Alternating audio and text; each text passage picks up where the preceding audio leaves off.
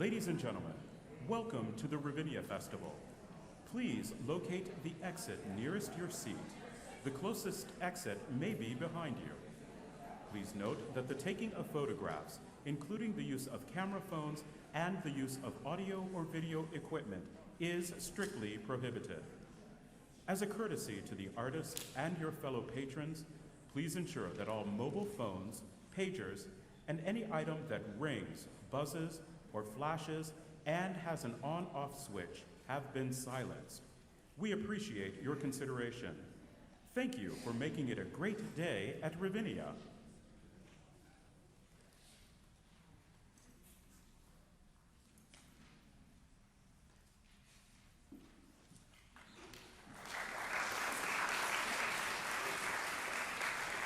Hello there and welcome to our last and final Masterclass of the 2016 summer here at Ravinia Staines Music Institute program for singers. We're so excited about today and can't believe that we're already wrapping up our 3 weeks together.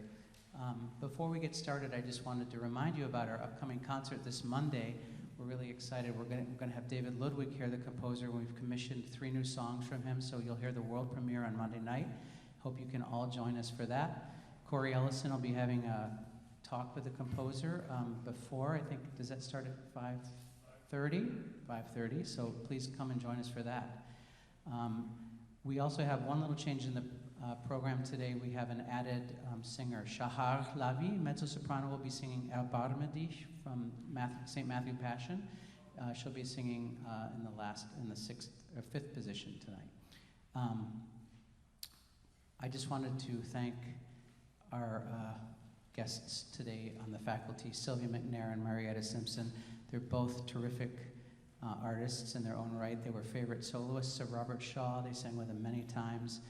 They're unbelievable artists, both generous on stage and off. They're my friends. They're the colleagues from Indiana University, so we have a great IU contingent here today. And I want to welcome Marietta Simpson and Sylvia McNair.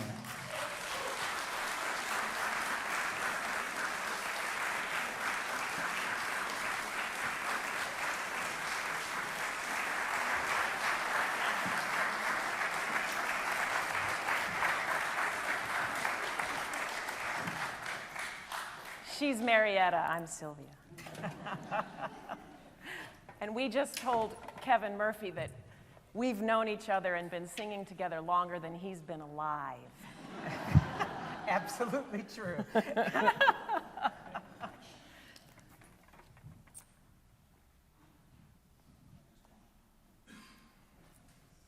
Come on out.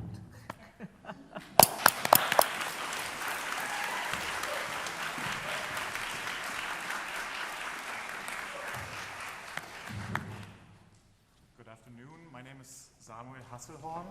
This is Javier Arrebola, and we have an aria and a recit from Johann Sebastian Bach's St. Matthew Passion, Komm, süßes Kreuz, Come, sweet cross. It's right before the crucifixion. Yeah.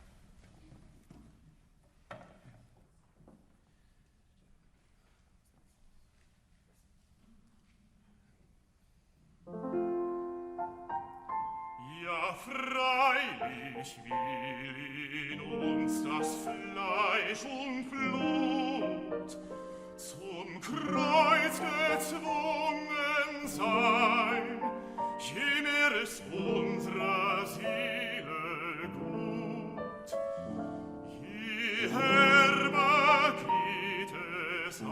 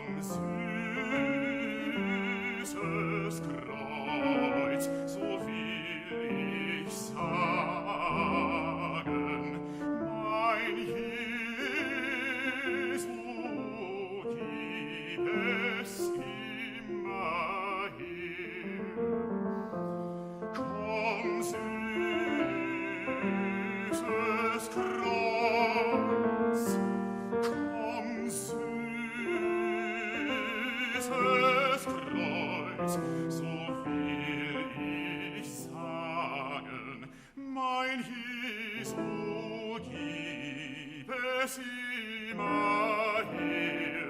Komm, süßes Kreuz, so will ich sagen, mein Jesu, gib es immer her.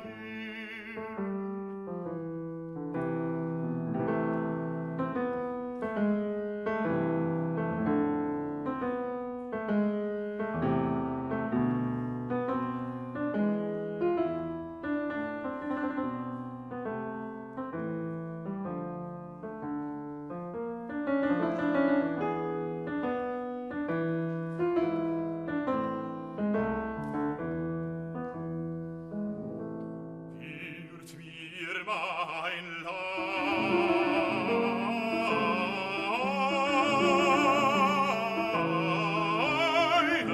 ein so schwer,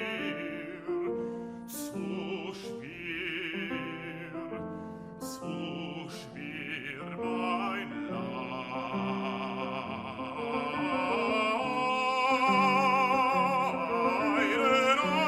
so schwer, so schwer, so schwer, so hilfst du mir, es selber tragen,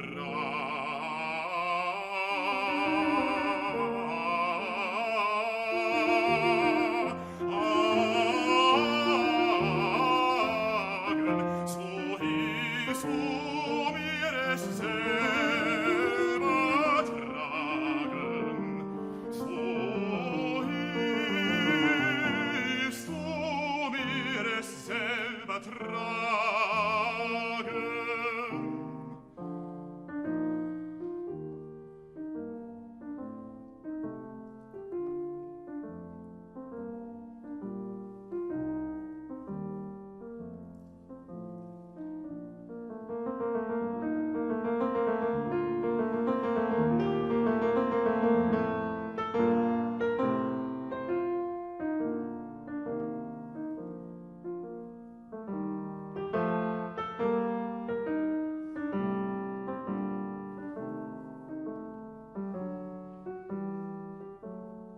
Komm, süßes Kreuz, komm, süßes Kreuz, komm, süßes Kreuz, so will ich sagen, mein Jesu, gib es immer her. Komm, süßes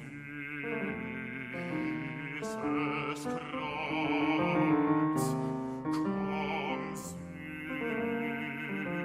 süßes Kreuz, so will ich sagen, mein Jesu, gib es immer her. Komm, süßes Kreuz, so will ich sagen, mein Jesu, gib es immer her.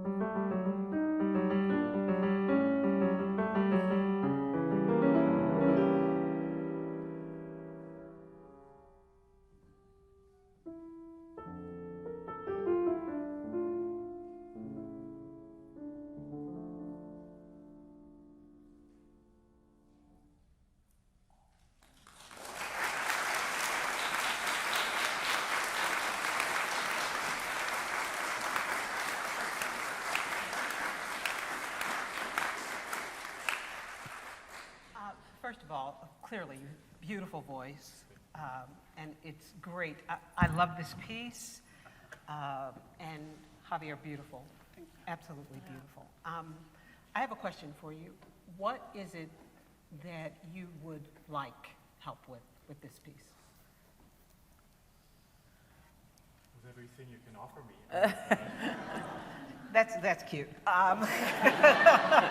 Is there something specific? If it's technical vocally, of course. If it's Okay, so let me ask you a question. yes. When you think of this piece, is there something dramatically that you're trying? Think about this piece dramatically. What are you going for? Is there something that you're trying to say to us? What in this recitative? Can you give the audience a general translation of what you're saying? The recit. Yes. I try to. It's so right before that happens, the tenor sings about Simon from Cyrene, Simon from Cyrene, yeah. Cyrene. And he should help Jesus to carry his cross. So now I'm Simon, and I say yes, or I want to. The flesh and the blood wants to be forced to the cross. And as soon as our soul is good, it is, I don't know the word for help. Herber. Weiß nicht. Probably painful or something. Bitter, yeah. And then in the aria, I just sing. So I'll just deal with the recit part, okay? So can you, first of all, you know what this is orchestrated Yes. for? Okay, so when it's, let me just say this, and this is going to sound terrible. Is there a viola da gamba player in the house? Good, so I'll say this. It will never sound as melodious as it does Right. with the piano. I was playing actually right even thinking that because if an orchestra doesn't have a viola da gamba player on staff, they have a cellist play this, and it sits very awkwardly on the instrument, Yes. on the cello and on the viola da gamba. Exactly. So he makes it sound beautiful and legato, but It- it can feel kind of jerky, which I would think would- carrying a cross probably is- feels like. Exactly. Yeah. So it will never be this Like that melodious. smooth. It will never be that smooth. And so I think that's part of the beauty of this aria that you're saying, that's the conflict in this aria that you're saying, come sweet cross, but we're hearing the struggle of this, it's a very awkward thing that's going on in the accompaniment. It does not sound that beautiful, even with the best viola da gamba player. True. So I think you have to hear that as you're singing this, and there's the color of that we play against that type as you're singing it too. And the other thing is, this is going to sound really odd, that this is a very personal expression. So the idea, yes, we realize that we're in a hall and that we're projecting, but that you don't have to over-project this, because what you're singing over top of is not 5 trombones. Yes. It's not a Mahler orchestra, it's a Bach orchestra. Yes. So I believe that you can have a more inward expression as you begin this. Okay? So can we just try the beginning of this? The recit. The recit.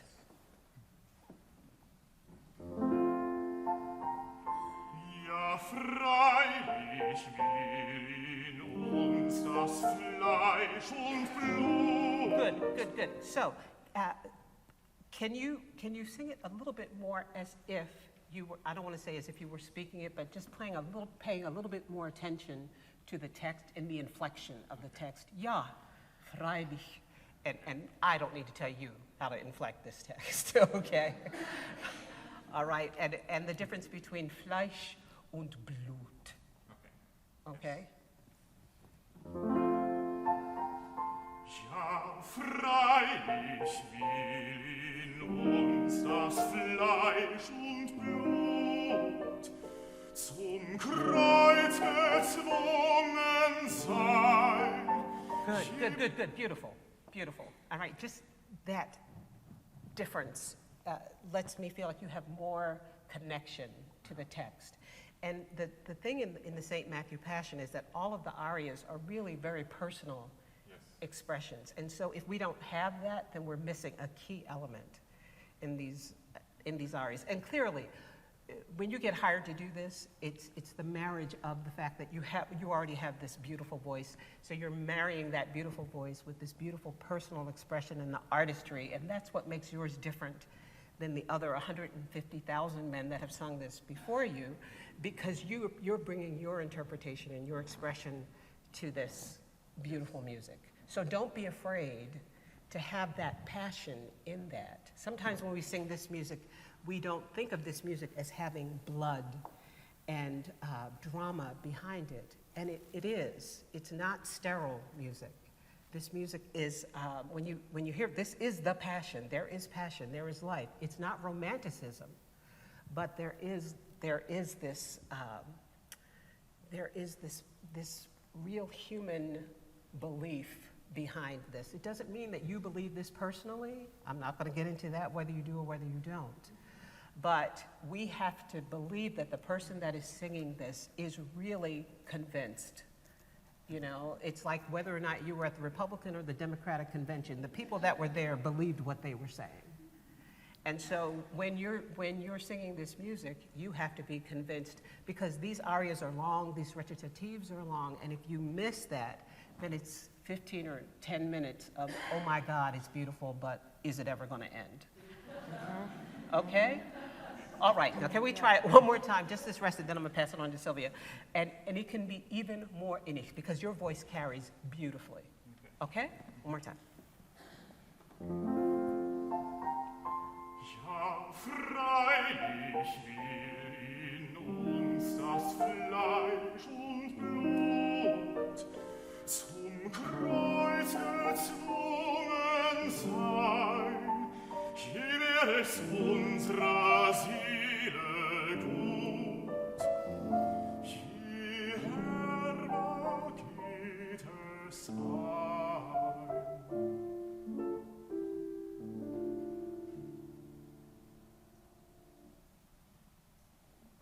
Beautiful. Yeah, it was so pretty. Yeah.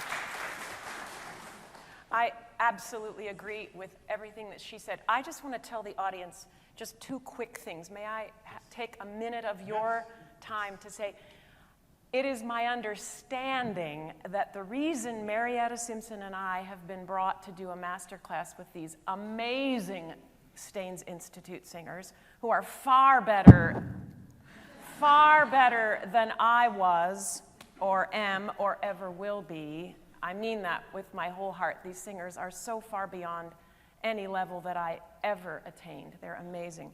But the reason that Marietta and I have been invited to do a master class with them specifically on oratorio style singing is because in 2016 we're celebrating the 100th anniversary of the birth of the great Robert Shaw.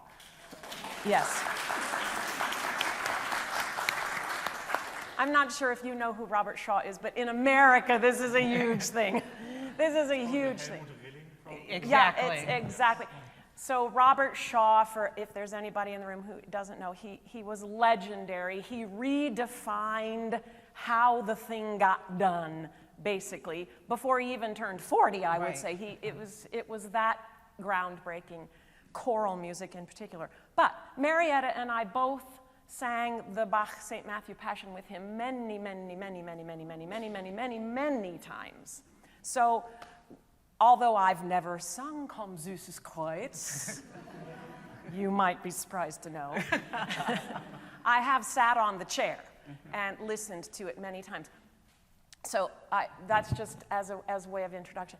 Now, oratorio, I think, is a very specialized skill, because we want to tell the story, but most of us, although not you, thankfully, most of us tend to get buried in the book, because it's the one thing in music where it's not only acceptable, it's almost expected that you use the text because it's a sacred text and you don't want to screw that up.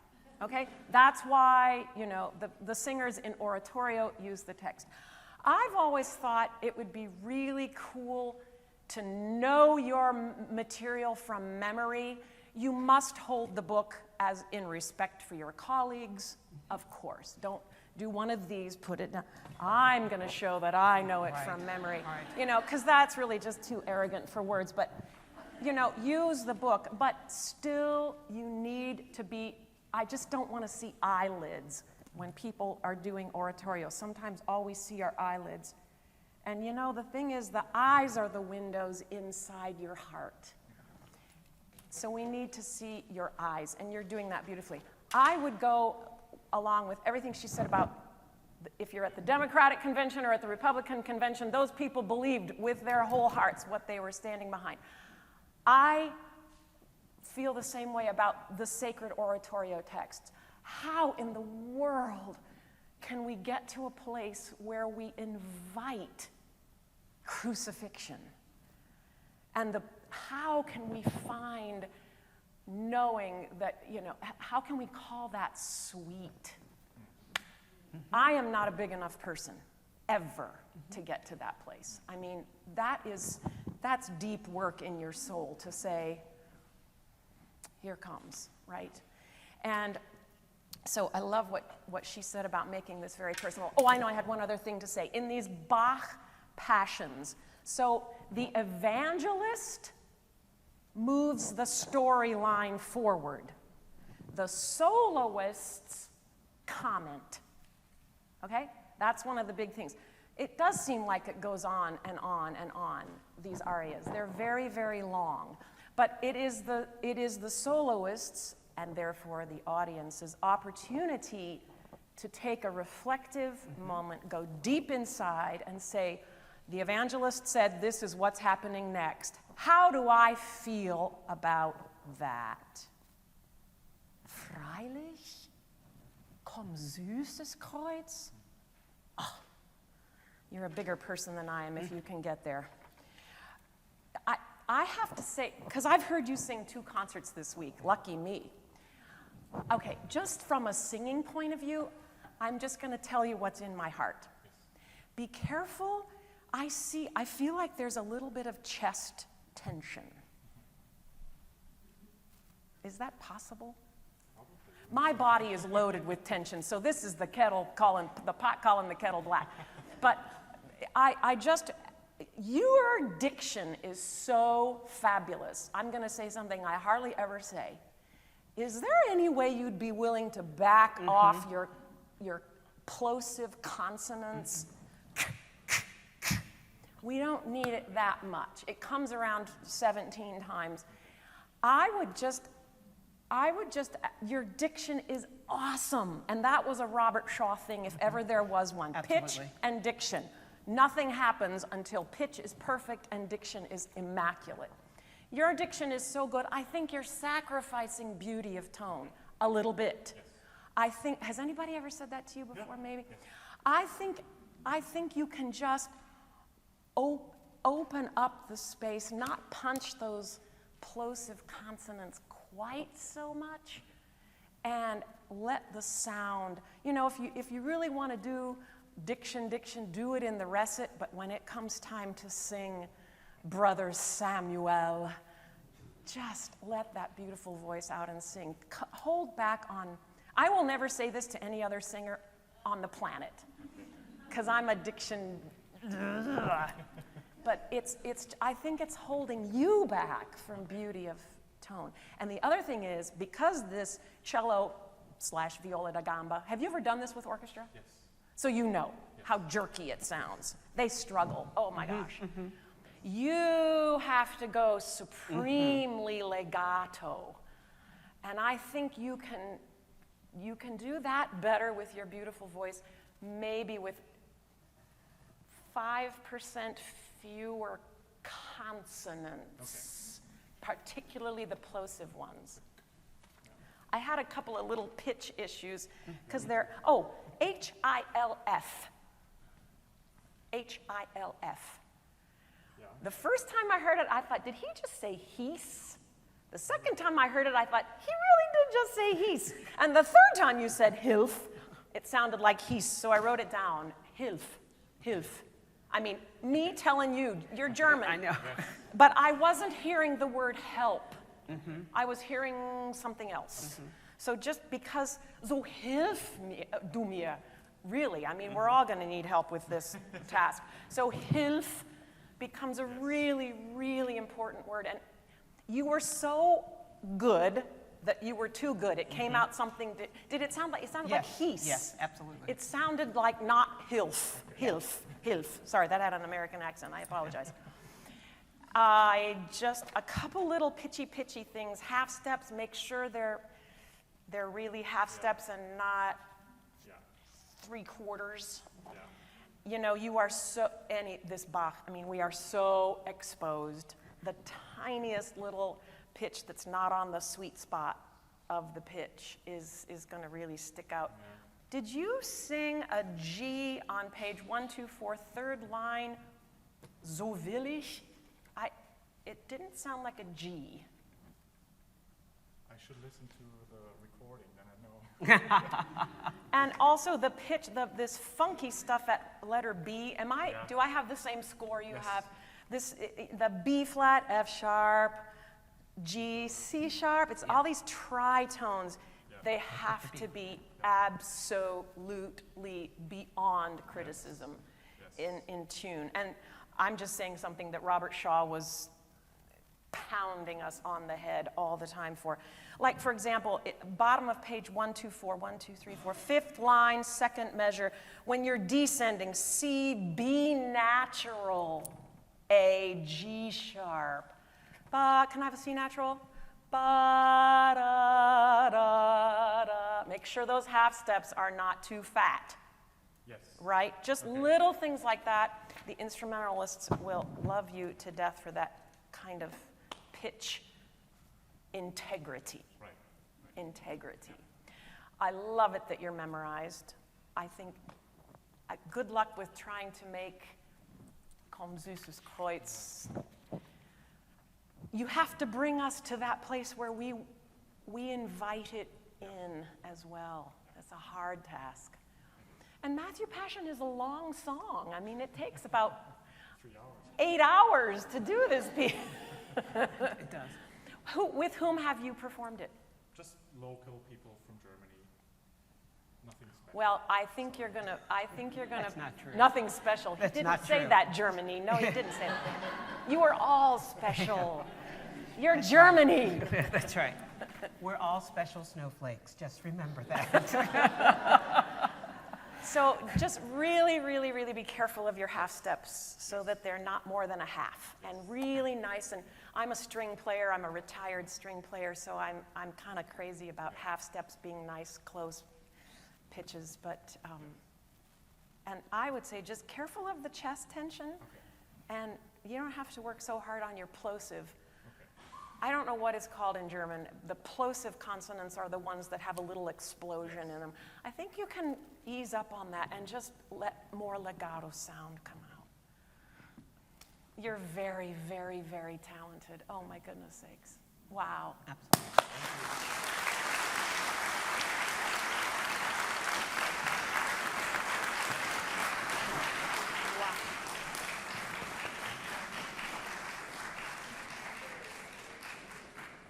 He's 26.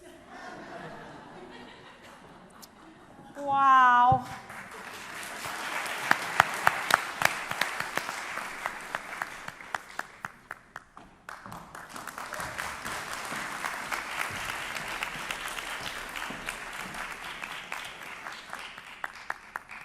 I see your Uber showed up this morning. It did, yeah. I managed to get here. Good. Do you want to tell everybody what you're doing? Sure. This is Inflammatus from Rossini's Stabat Mater.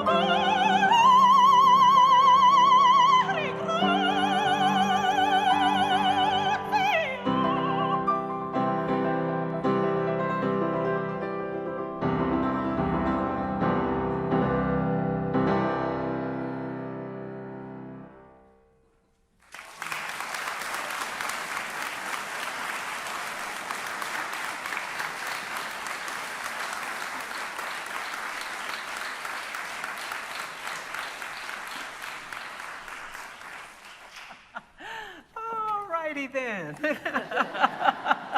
we need the 1,000-voice choir singing all the choral bits. I know, we should have handed that out. So, have you performed this piece before? No. Okay, so. Well, you just did, and well, it I was was gonna say. beautiful. Yeah, okay. Yeah, literally, this is the first time you've ever sung it in public? Yeah. Oh, wow. Oh, my goodness. Yeah, okay, Okay, well, so. All right, I'm done here. Yeah, right. Okay, so I'm going to say, like someone said to me about something that's totally unrelated to singing, this is like picking lint off of a beautiful silk garment. I mean, you did a fantastic job. Okay? Really. So I just want to ask you some questions about it. First of all, can you tell everybody, because you don't have a translation of this? Oh, you do? You do. Okay. So tell me, so you don't have to tell them what it's about.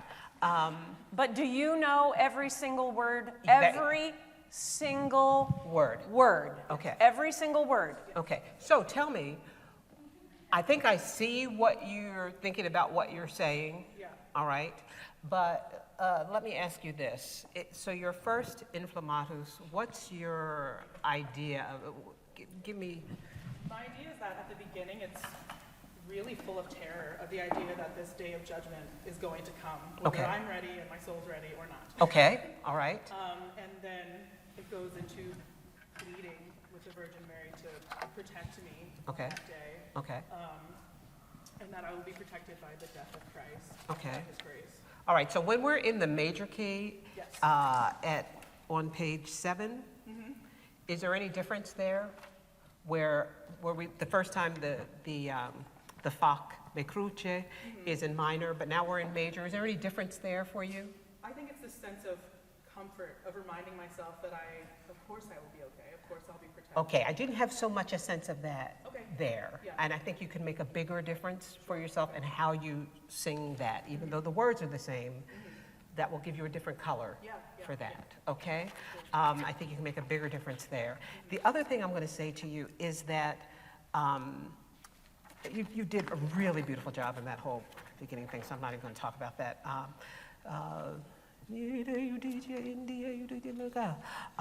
Fac me cruce dire, morte Christi premoniri, morte Christi premoniri.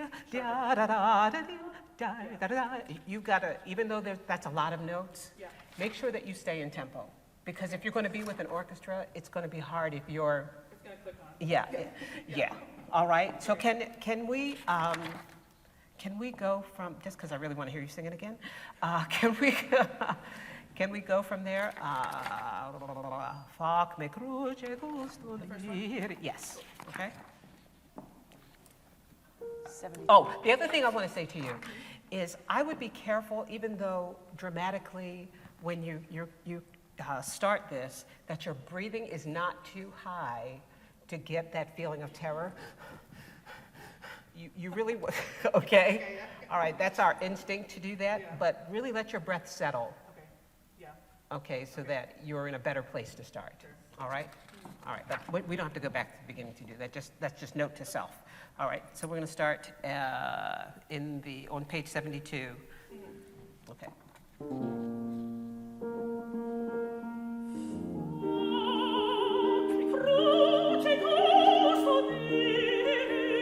Good. Can we do that one more time? And can we have less distance between the f and the vowel? Sure. Okay. Yeah.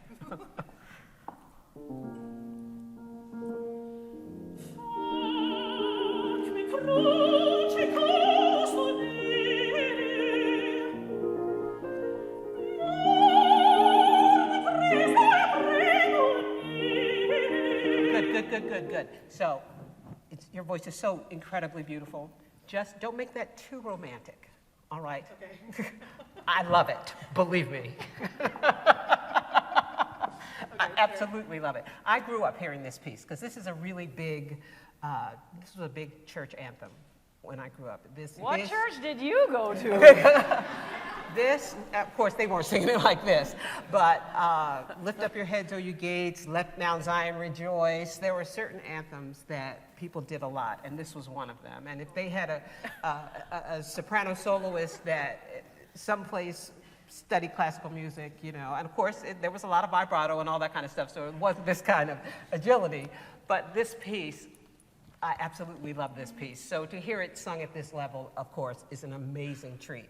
And when I was probably 15 and had some of these notes, but many of them I did not have, like I could sing this part of it. So but yeah, the rest of it I could never sing. So I know this piece and adore this piece, okay? So thank you so much for doing it, because it's not a piece that gets done a lot, because these solos are really, really difficult. Yeah, they're not easy. And I sang it once, I hate when people do this. When I was young, I sang this. But go ahead. But I'll do it. I sang this piece once as a professional and then realized, as the mezzo, not the soprano, and realized this is for someone else. But I adore this piece so much. So again, thank you for doing this. So let's not, you can have a little bit of time, but not too much. You have to keep this moving, all right? Okay. Fuck.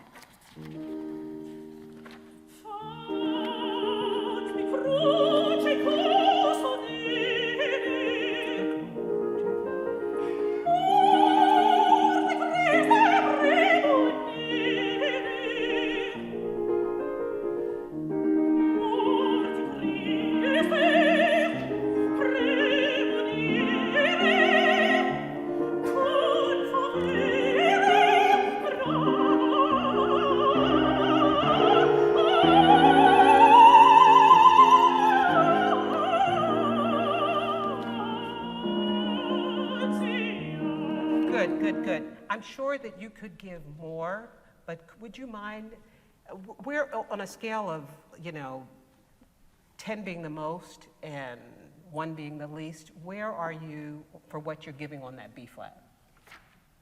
Probably like a 7. Okay, could you maybe be at like a 6? I can do that. Okay, Wow. all right. Yeah. Take from the gra.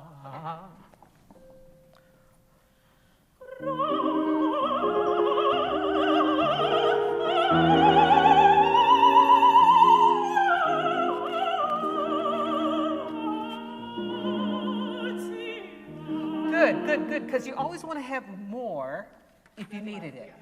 Okay? Yeah. And can I just say the E natural was better in tune that time because you hadn't spent your wad on the B flat. Yeah. Yeah. Exactly. Yeah. Exactly. We never want to be at our limit. All right. Leontine Price said you always want to sing on the interest and not the capital. Okay? Okay? Yeah. Because you want to be singing for a long time. All right? Even though our business is so different than what it used to be, but still, you want to sing with that in mind. You have a glorious voice, and people are always going to push you. What did I tell you this morning at the hotel? I told her the very same thing. Yeah. People are always going to push you. They're going, oh, yeah, I hear you doing this, and I hear you doing that. You have to be the preserver of your gift. All right? You're the steward of your talent.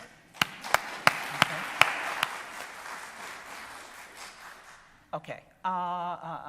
Okay. All right. And the same thing is going to be true at the end, too, because this piece is with a chorus and orchestra. And let me just tell you now, you will never out-sing them. All right? So you have to keep that in mind. You want to let the resonance do the work for you, not you. You know, you want to just sit on top of that sound and let it sail. Okay? And that happens, and the same thing is going to be true in your middle voice and all that other stuff. Don't try to blast it away. All right? Can we go right before on page 77? I can read. And the major. All right?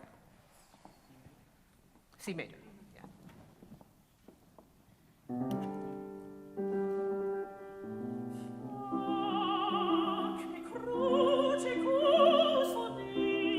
Good. And this is going to seem like really crazy, all right? Because we're talking about, damnation and oh my God, am I going to make it? But this time, I think that you kind of get it, but you're still, because it's serious, you want to have that little bit of concern on your face.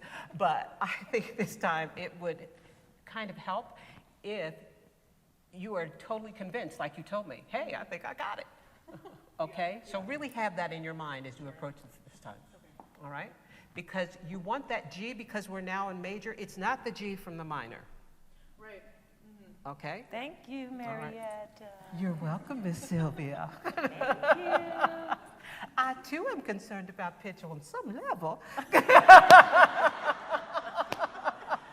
but I think young singers, I certainly needed it. Young singers need to be told that G in the key of C major is a different sound than G in the key of C minor, which is a different G than G in E flat major. It all relates to what's around it, which makes practicing a cappella a problem. But we all do it because that's how we practice. We get into practice rooms and we are stripped of the harmonic orientation, but G's are not all the same. Okay, I'm going to take a minute of your time to tell this very funny story. So I was doing a Stabat Mater by another composer with a German orchestra once, and we went through my movement. I thought I was listening. It went well. And the conductor said to me afterwards, after we went through the piece, he said, that was really beautiful in A440. We're at A442.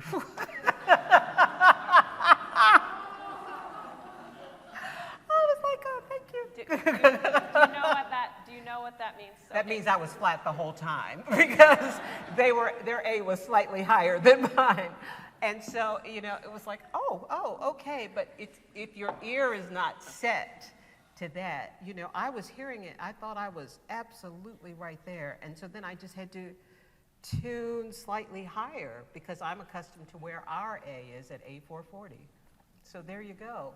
Sometimes you can't hear those slight changes, so you just have to aim slightly higher. Okay?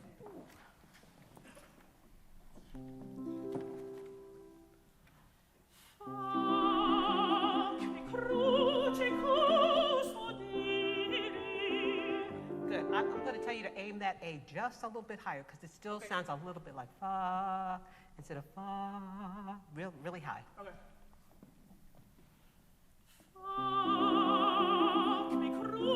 Premo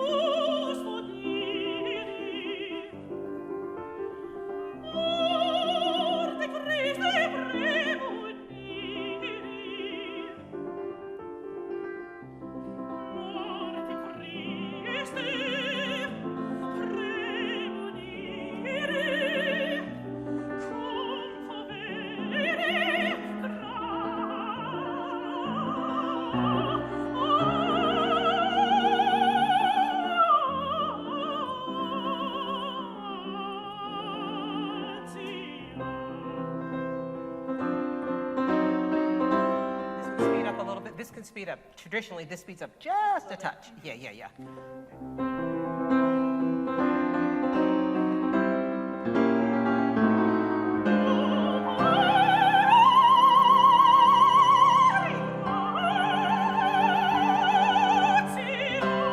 Good. And one other little thing, and this is a Robert Shaw thing. A note never just sits. It's always going somewhere or coming from somewhere, all right?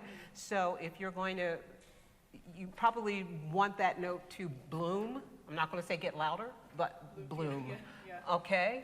So think about that on that. And then also, if you want it for us to hear that rearticulation of da, all right? So we're going to need that to hear that just a little tiny bit more, all right? Not by it getting heavier or anything, whatever. You need to rearticulate that, okay? All right.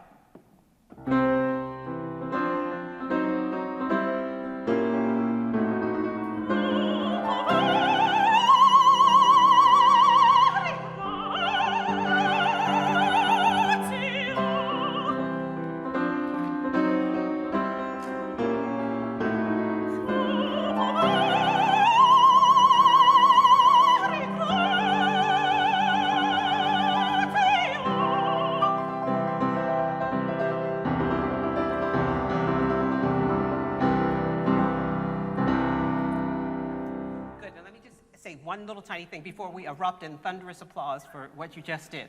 On the page, on the gra, can you just give that A right there, Javier? Yeah, that right there. Is there any way you can think about that being in a place, and I don't want to mess with your technique or anything else that you're doing, but I think that can be in a smaller place than you're doing it right now. Okay. A more slender place. Because right now it feels like it's right? Okay. Think about that being in a more slender place that's more in the resonance.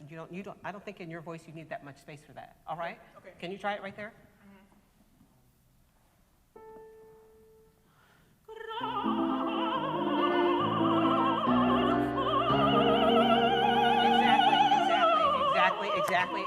Exactly. And don't carry too much weight up to that G because it's not getting quite up there. Okay. Yeah. Just lighten it up. Lightening it up. Listen, this is the thing. Your voice is what it is. Mm-hmm. You don't have to sing that way. You sing lyrically and let your voice be what it is. Mm-hmm. If somebody says that your voice, I hear in your voice is, you've got a big voice. You don't have to sing big. You sing lyrically. And let your voice be what it is. Yeah. Okay? Yeah. Beautiful. Okay? Yes. I know we're out of time. I just have to say, I think a composer that starts a soprano out on a high G on an E vowel ought to be shot. I'm so sorry that he did this to you. It's not fair. But I have to just say, and again, this is lint picking off of the most beautiful silk, but it is so modified, it's not actually inflammatus. Sure. So could you go, put a little, I don't know, like 5% oo vowel might help you. But right now we're getting something that's not inflammatus. We're getting inflammatus. I'm exaggerating, but it's got to be, can you move it a little closer to inflammatus? Maybe even I don't know. But it was not either of those vowels. Sure. Can you just sing that Because it's so, I'm sorry, but he wrote it badly. Just sing that part. Not fair. Yeah.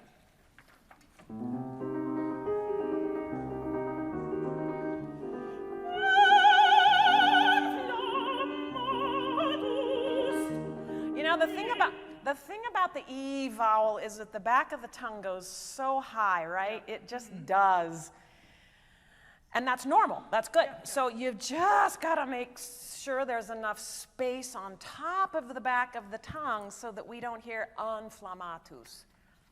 Inflammatus. I can't do it. I couldn't do it. I never sang this piece, so maybe I got something right in my career, but in case you didn't see me, I told her I was happy with that inflammatus.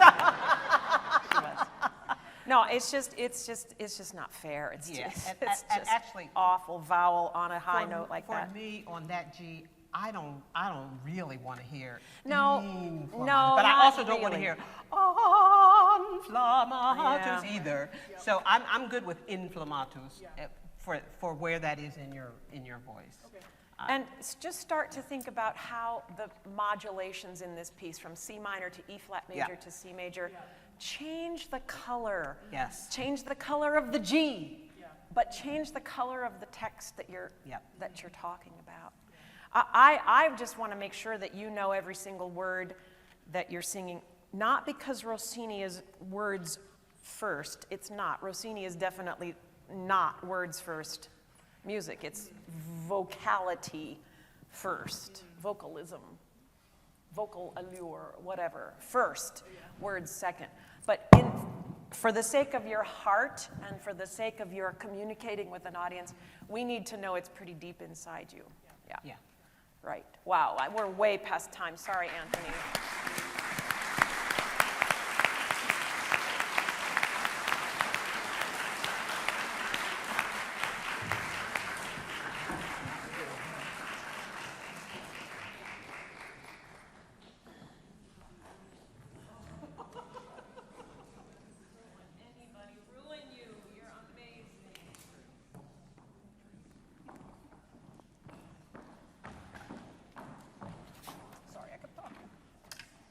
No, it's great. I'm glad you kept talking.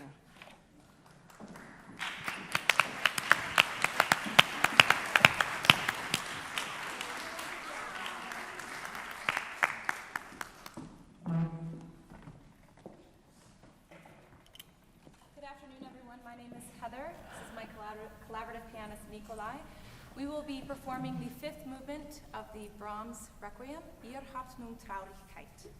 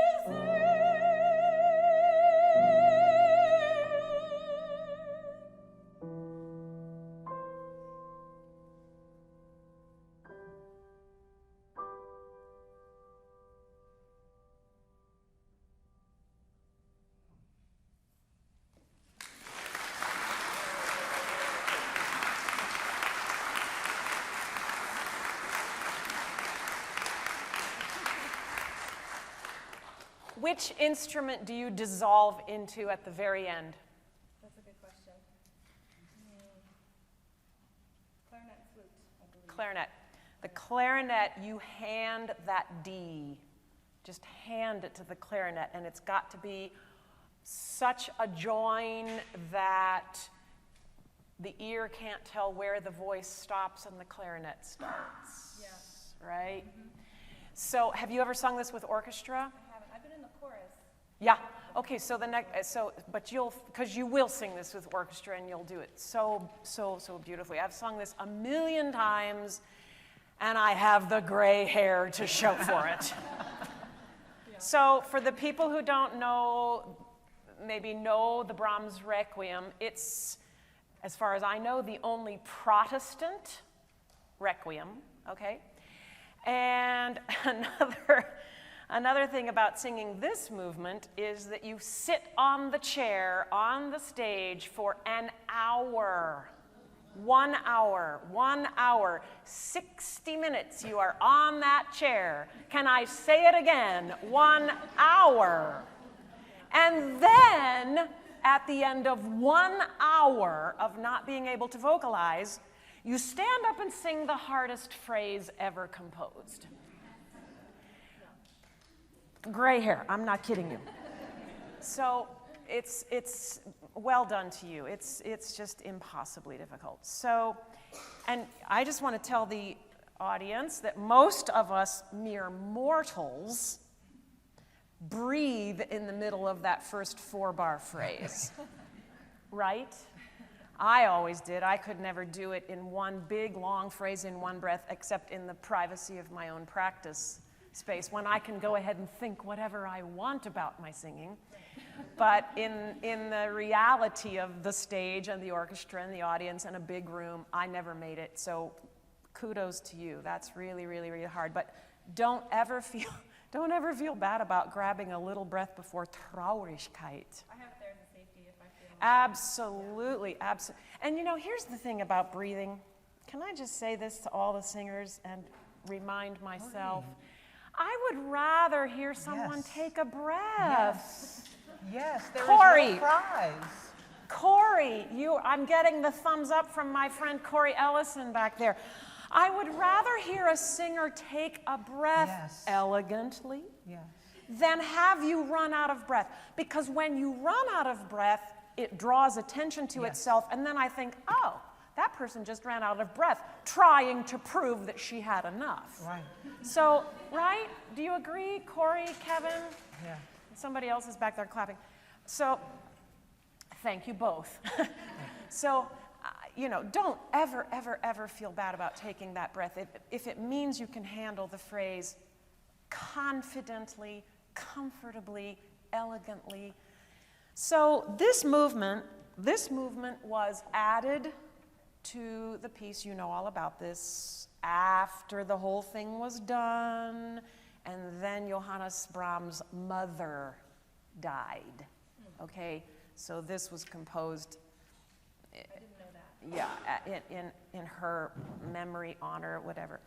And I just have to tell you, I'm not going to tell you this to toot my own horn, but Mr. Shaw, Robert Shaw, did ask me to sing this piece at his wife's funeral. Yeah. How'd you get through it? Well, I didn't sing it very well. I didn't, and he let me know it. He did. And the reason I think I didn't sing it very well was because his wife, Caroline, had become one of my best friends. And she was 20 years younger than he was. Who would have ever thought she would predecease him? It was just such a shock, except that she had a terrible cancer, so we sort of did have some warning. But so I sang this for her funeral, and I'm going to say to you, I have a few little diction things I have to fix, okay? My dear, you're actually saying a wrong word. It's euer Herz soll sich freuen. And you can go ask your friend Samuel. Is he in the room? No, he's gone out to... Yeah, and I don't... Where are you? I don't have my glasses on. He's up there. You're going to have to explain to her all the declensions and why euer is different than eure. It's probably because it's masculine gerondative or something. I don't know. But you can't, it has to be euer Herz. Okay. But then eure Freude. Die Freude, das Herz. Ist das richtig? Ist das? Yeah. Okay, so you said it, I gave you the first one, but when you did it a second time, I had to circle it. You were saying, ich will euch wiedersehen und eure Herz, you said. And it's not eure Herz, it's euer Herz. And then it comes back the second time as eure. No, what second time? It's the same both times. That must be a misprint in this where I have E-U-E-R, Herz. Yeah, that's not a misprint. Euer, you don't say eure. You put an extra R in it is all I'm saying. And then when it returns, it's E-U-R-E, eure. Freude. Eure, Freude. Yeah, That's what I have. it's two different words. Okay. It's got to be two different words. I see, okay. Euer Herz. You go talk to Samuel, and he will explain, because I don't know German grammar well enough anymore, because that was 35 years ago that I studied all that stuff. Yeah. But there's a difference. I think it's masculine, or it's neuter and feminine. Is that right? Yeah. Okay. But it has to be euer Herz, Right. aber eure Freude. Okay, so make sure you don't mix that up. I'm not German, and so, I mean, okay. Now, I also have to say something about, is Dr. Phil still on television? Right, he is. Do you know that thing that Dr. Phil says about if somebody's talking and they say, but, and then they say another sentence, it negates everything that came before the but.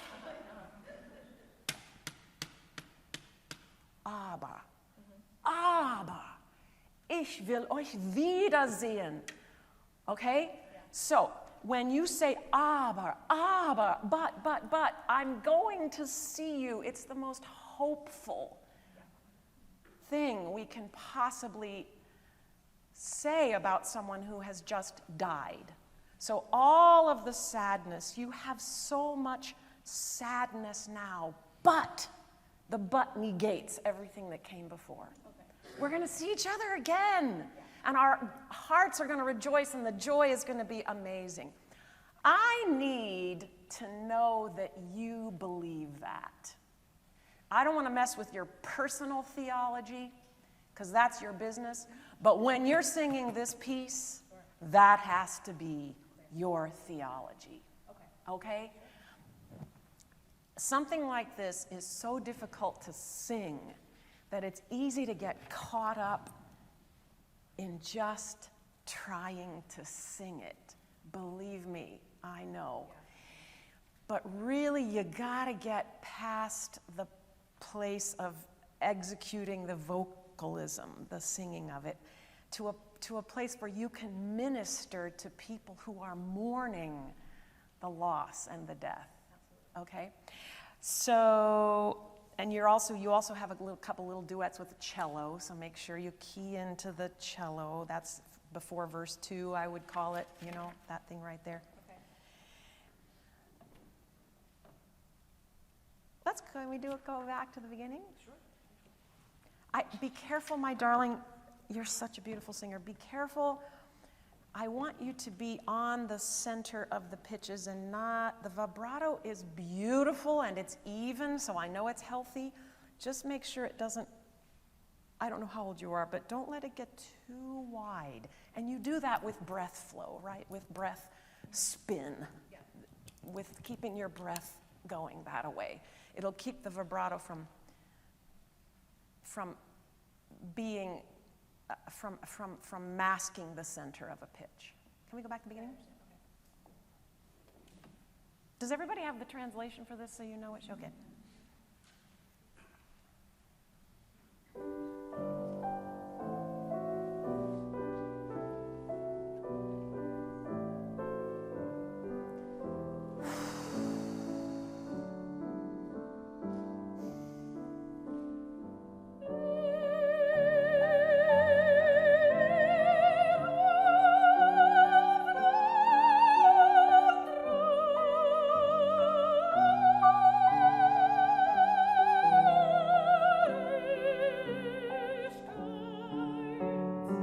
is so stunning. That is so absolutely stunning that you can do that. I think you can sing it even less. I do. Okay. Less sound. Okay. Because I don't want to come away from a performance of this piece with just an impression of sound, right? Yeah. And as classically trained singers, I'm telling you, that is a real weakness of how we are trained. It's all about tone. It's all about creating vocal allure. And I got caught up in it too, believe me, for decades. Yeah. I let people pull me down that path. We have to make a beautiful sound, of course we do. But it needs to go to a place beyond just creating a pretty sound. Right, and I know you know all of this, and you've probably heard it. This isn't an original idea, but No. let's just go. Now you've done that hard phrase. Let's go from how about the bar before it? Traurigkeit. There's your clarinet.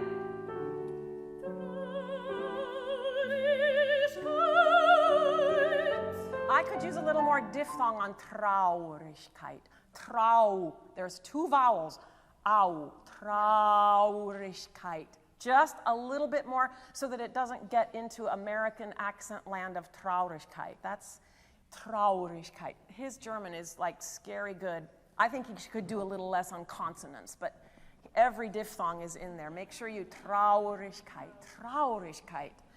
Have you lost someone, the person you love so much? I have had a lot. Yeah. So go to that place. Go to that. I'm already turning up the heat. Yeah, well, it's okay. It's okay in rehearsal. It's okay in rehearsal. I think that we try to avoid going to that place always. And I think we have to go there at some point. At some point. So that you know what it feels like. Yep. So that in performance, because we've been here together, so that in performance there's a line and you don't want to go there. Because I've gone there. Yeah. A brilliant actor, singer I used to work with said, I have to go to the edge in rehearsals so I know where the edge is. Exactly. So that in performance, Exactly. I'm like 3 feet back from the edge. Exactly. But we do need some of that Right. heartache Yes. about the loss. Let's Yes. do the easy traurigkeit, that one.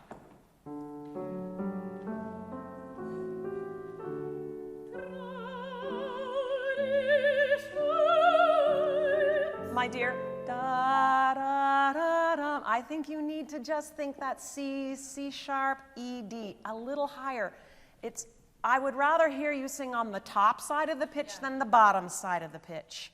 Maybe that's a better way for me to say, careful that the vibrato doesn't mask the pitch center. Well, I don't know your voice well enough, but da, da, da, da. Make sure you're on the top sides of those pitches.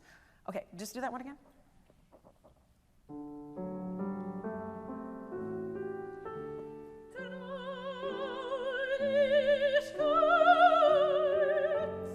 Keep on the top side of the pitch.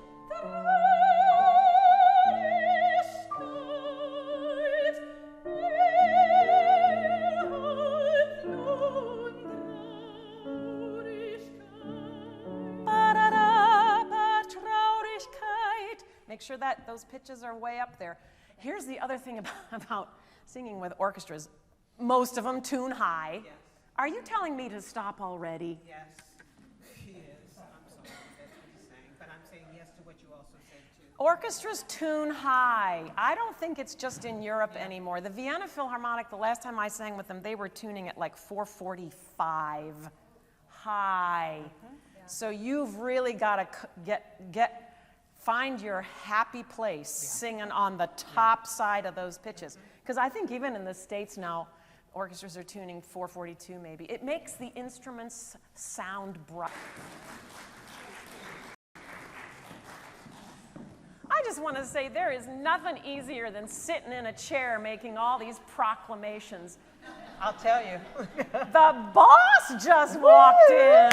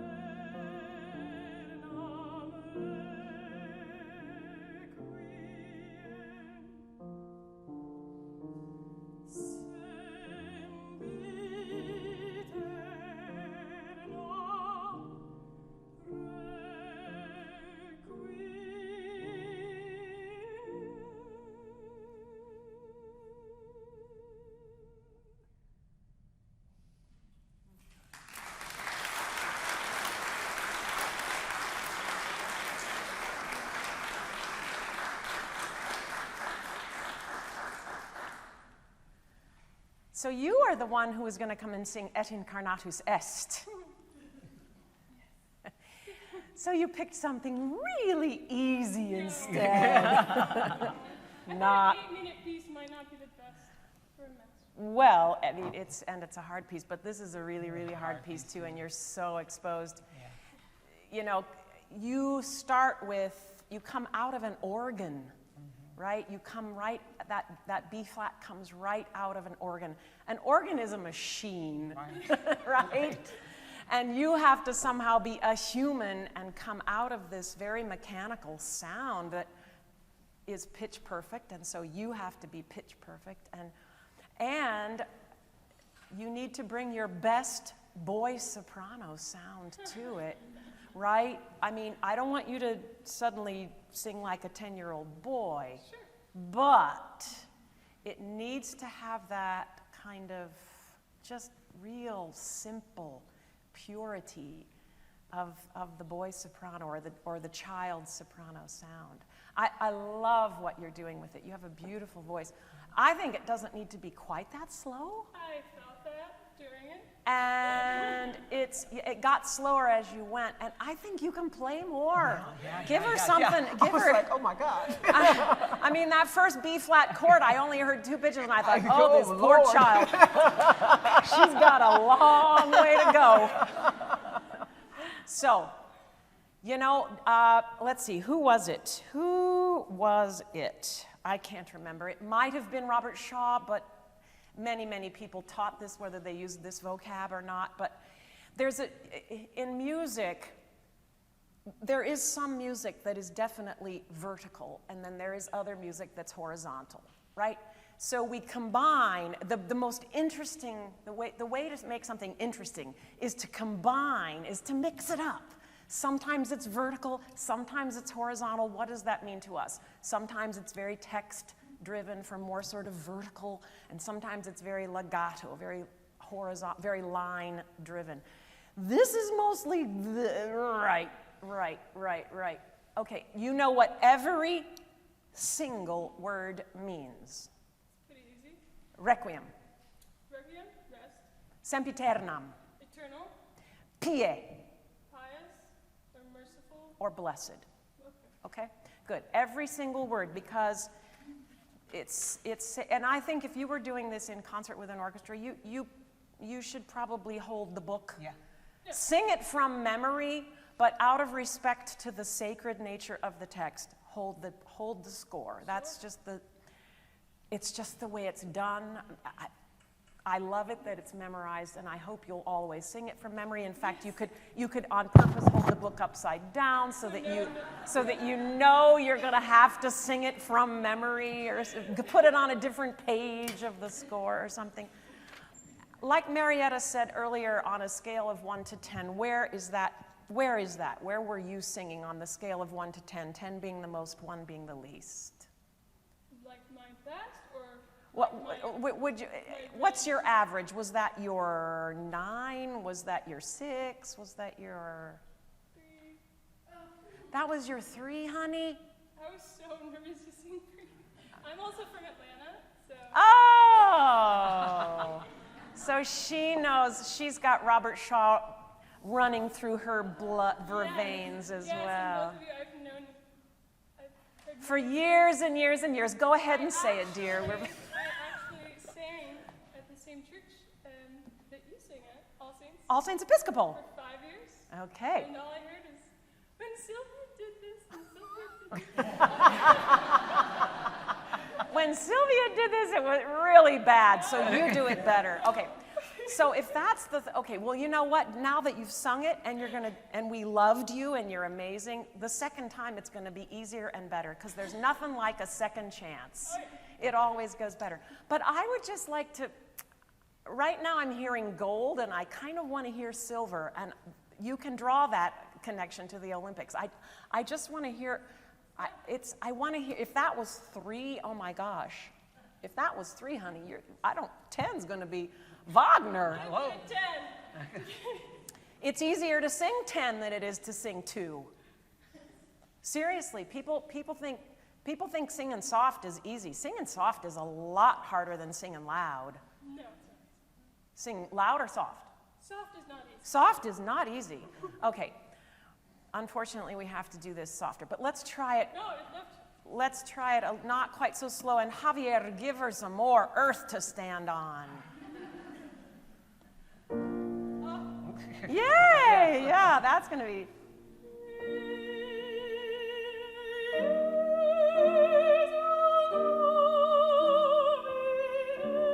Keep going. Da, da, da, da.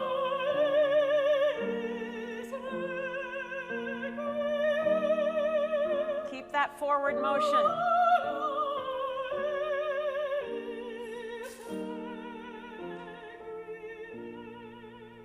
Grant us, give us rest, right? It was simpler. It was less laden with, I'm an opera singer, right? Oh, yeah. Right. That was absolutely beautiful. Let's keep going. Da-do-do-do. Don't let it get too slow, Javier. I'm sorry, I'm clicking. That's so rude. And here we go.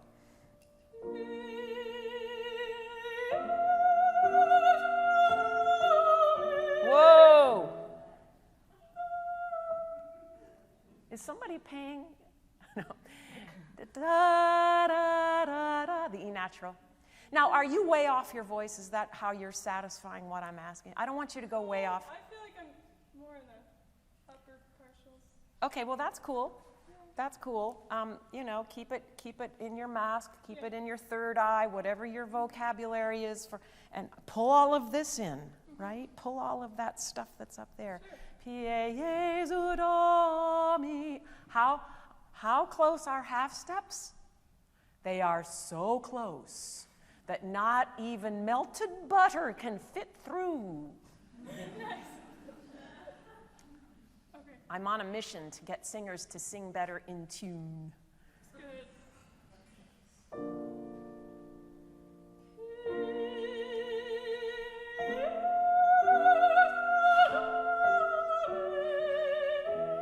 Don't be a boy. Don't be a boy. I just wanted to throw that out there to get you to not sing it so heavy. I have to tell you, I'm going to do a true confessions here. I recorded this piece not with Mr. Shaw, but with another very famous conductor, and I was having a bad day. And this is very, you know, you're naked when you're singing this. You might as well be walking around on this stage naked with everybody staring at you. That's how exposed this is. And that day, I just couldn't sing it in tune. I was flat, flat, flat. So, you know, that was Neville Mariner. He said to me, let's try this. Let's practice it. This was in the recording session. Let's practice it a half step higher.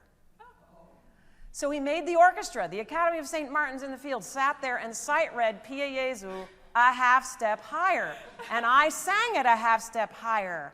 And it just kicked something in, whether it was my ears, my brain, my voice, my breath, or all of it, probably.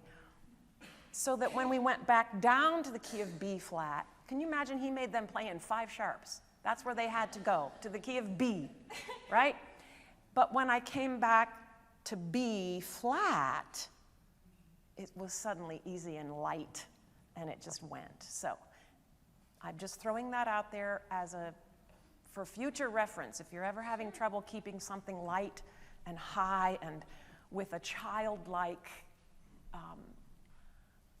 openness to praise, practice it a half step higher. Okay, let's go from the second one.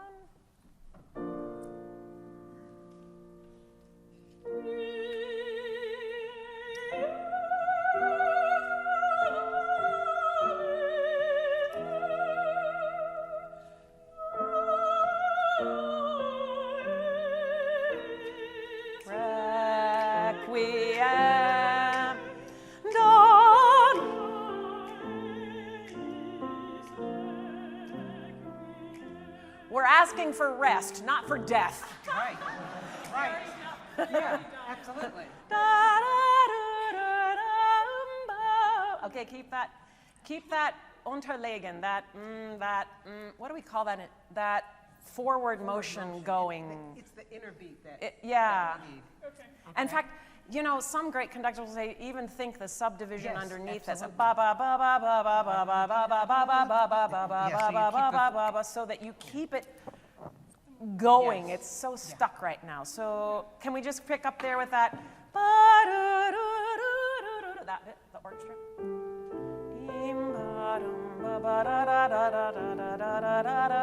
Come out of this chord.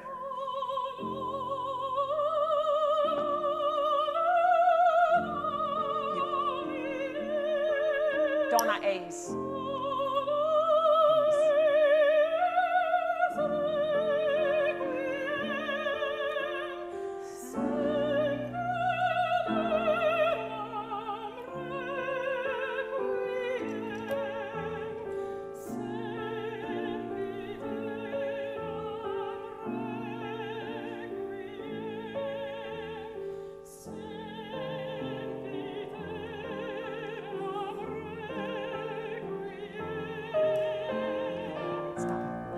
So, here's something for you and for everybody and for us. How do we telegraph our accompanist or our conductor that they've got the tempo too slow?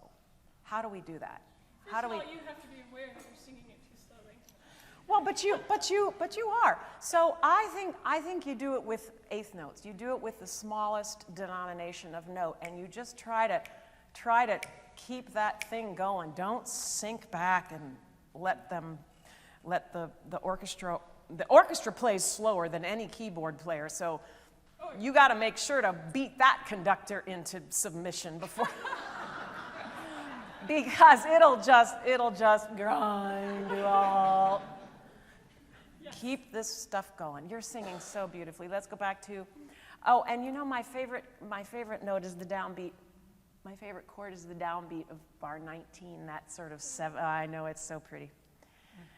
Mm-hmm. Okay, measure 29. The recap, as it were. The PA, and then I'm going to shut up, and she gets to do Erbarme dich. Can I just point out? Please, please. When you're holding the score, you'll see in measure 27 that you're going sempiternam instead of sempiternam. Oh, did you sing a G? Yeah. I saw different. I saw a couple different scores. Well, in this one that we have, it's the same note. So just. Yeah. Mm-hmm. No, I think she's right. It's two A's, I think. Okay. But you know, they keep coming out with these new scholarly editions. So Somebody just, turned well, a here's the rock thing. over and. So here's the thing, before you get to your first rehearsal, make sure you have the one the conductor has, Yes. because Yeah. you won't want to go and sing the wrong note. All right? And since this is Les Éditions Outre-Montaises 2006, You will want to sing that you one. will want to sing this one. I'm sure it is the most definitive. Just go from P, the recap. Da, da, da, da, da, da, da, that one. Yeah.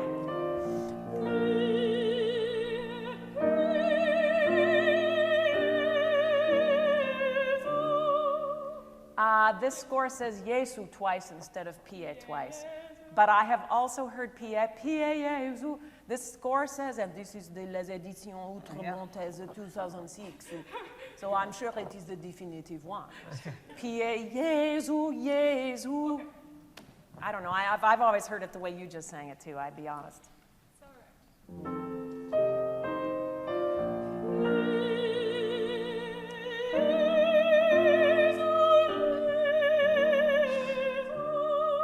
Love it. Yeah. You're going to Pie Jesu, Jesu, Pie Jesu, Domine, Dona Eis. I mean, you're not singing wrong words. It's just not what's in here. Sure. Pie. We have two, and I think the one that you got was not the one that we have right now. Oh, okay. That's okay. Well, this one is the Les Éditions Outre-Montaises 2006. I know. I'm sorry. Sing whatever you want. It's beautiful. Yeah, it's gorgeous. Yeah.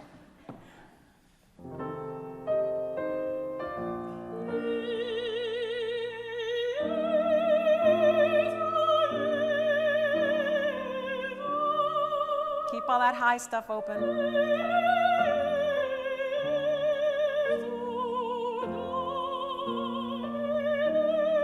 now we're back on Donna Ace.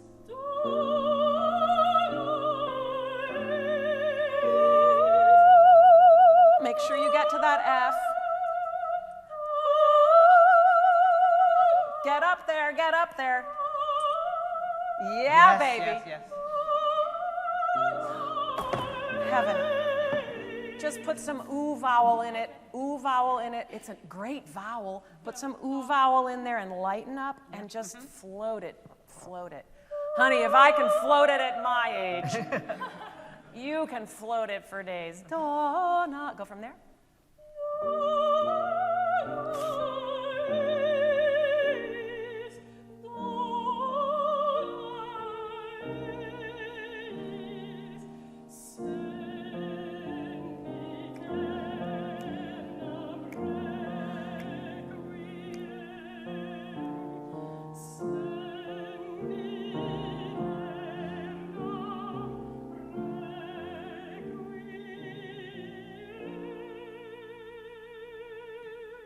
E vowel. Hate. I'm wondering about that. E vowel. It's so hard. I don't know. It's hard. The back of the tongue goes high. Requiem. It's just, yeah, you got it. But listen, any of this, whether you're singing Brahms Requiem or Et Incarnatus Est or Pia Jesu, Messiah, anything, remember that when you get those moments to float the high stuff, just do it. You don't need to show off your voice. Floating it with less voice is going to be much more touching. Yes. Much more touching. And approach it from above. Don't go, Donna. You're not jumping up to the note. You're taking it from above like this, right? I mean, I often talk about it like the top shelf of the pantry and the jar of spaghetti sauce I want. Shows you I cook a lot, right? The jar of spaghetti sauce I want is not at the front. It's behind the jar that's at the front. So you have to go up and over and pull it out like that, right? Instead of going for the. Am I losing my pants? I am. I can't keep. Just keep it as floaty and light as you can. Yeah. Yeah. And you can even practice it going, isn't that pretty? I know, right? I'm retiring now. You can even practice it coming down from A, G, F, and then you're in the exact right spot for it. Yeah, you don't have, there's your F. From above. There's your F. Yeah, that's so pretty. That's so pretty. That's so pretty. That's so pretty.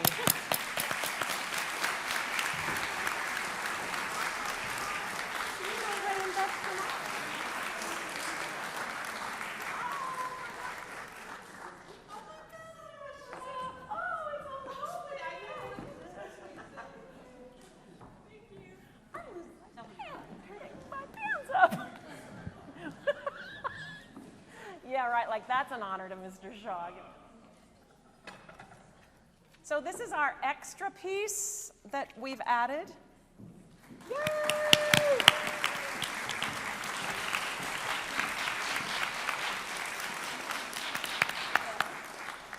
My name is Javier Arrebola, it's a soprano. I'll be singing Erbarme dich from Masterclass by Bach. Do you want a music stand or do you? Oh. Good. I just want to thank Nikolay because it was really like a last minute call for him. So thank you so much for him.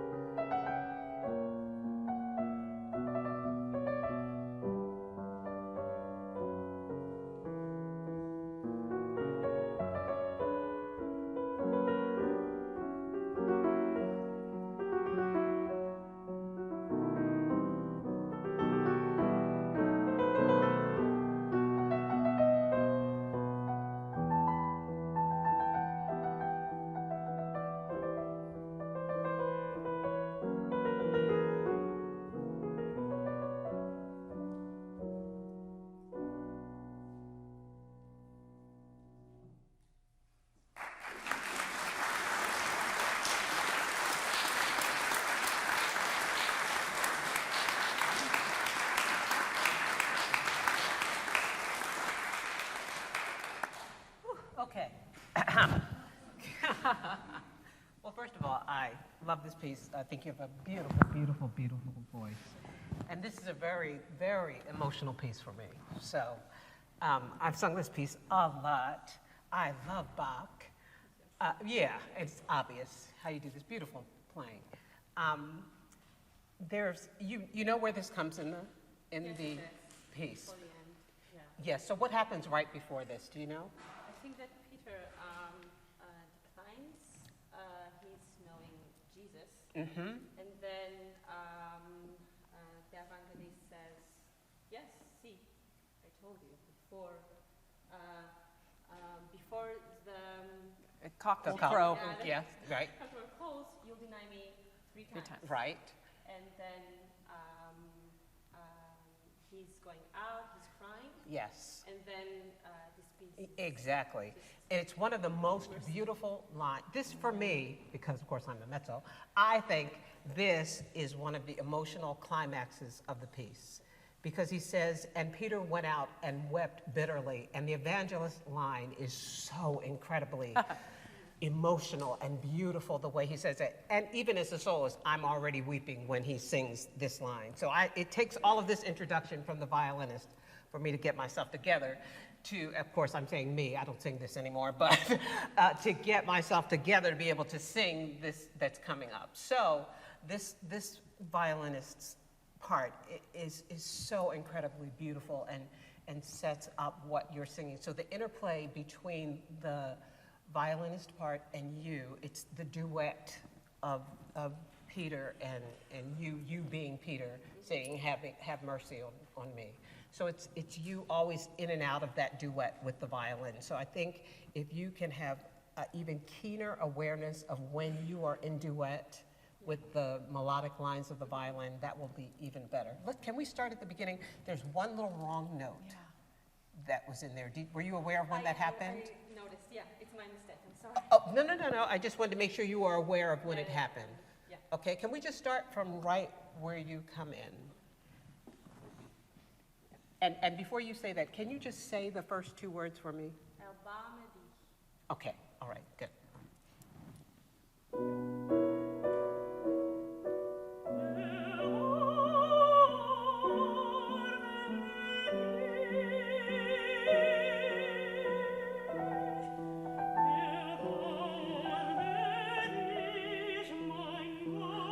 Good.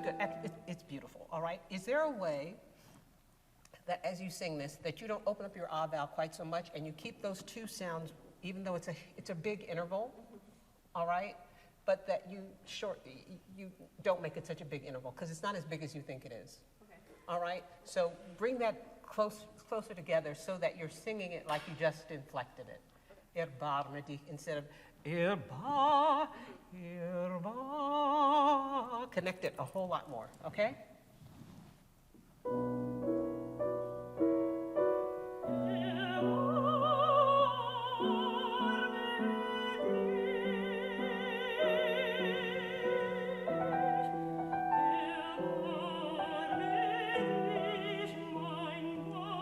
Good. Now I'm going to stand up, okay? I can't believe it, but I am.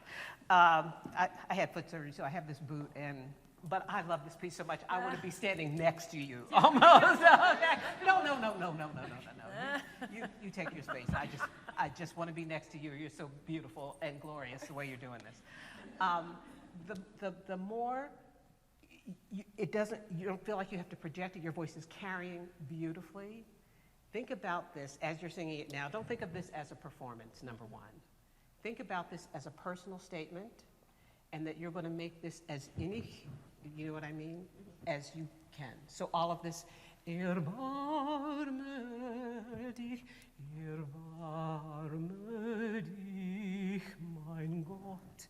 Instead of feeling like we have to have all these differences, it's all right here. Not here, here. Okay? Do you know what I mean by that? Yeah. Okay.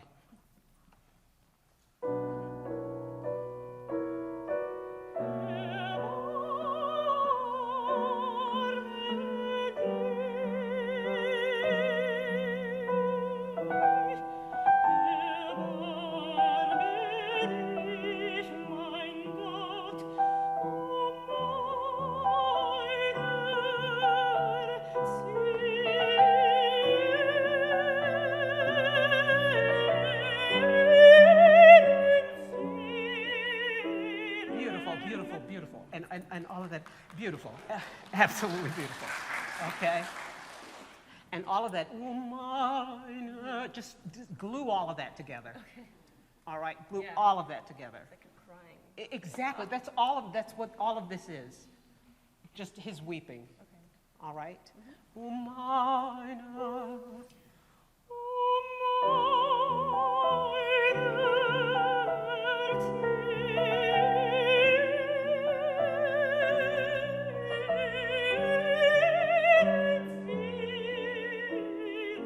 Good.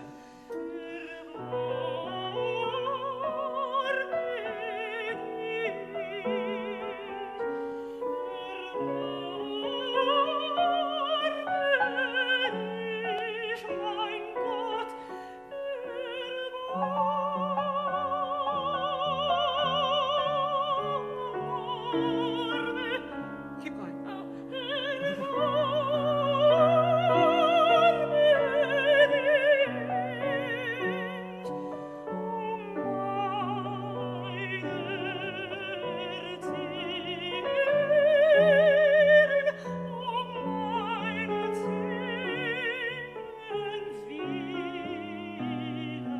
Good, good. And I know that, I know, but it's beautiful. I know that because of where you are in your voice and all of that, you're going more towards villain instead of villain, but it's not villain. So make sure that you really say villain. So it's a more open I sound as opposed to V. Okay. All right, it'll sound and it'll project and it'll be in the right place in your voice. Okay? I know it's an easier singing place to go villain, but it's villain. Okay? All right.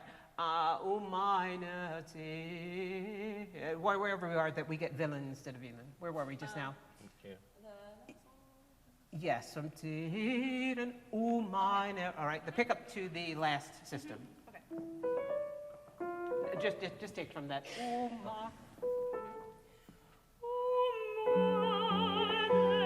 Sorry, I don't understand. You were right. Ah, I was right? Yes. Okay.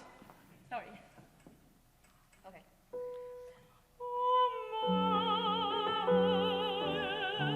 I'm sorry, I guess you weren't. So Sorry. We're here. no. Ah, here you Yes, are. there Okay, you okay, go. sorry.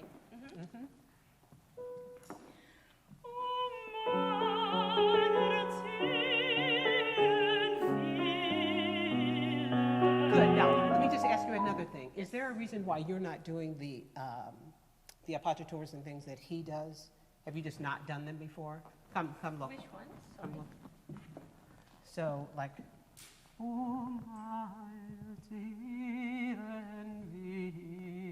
I never done this because it's not, first it's not written, and I am adding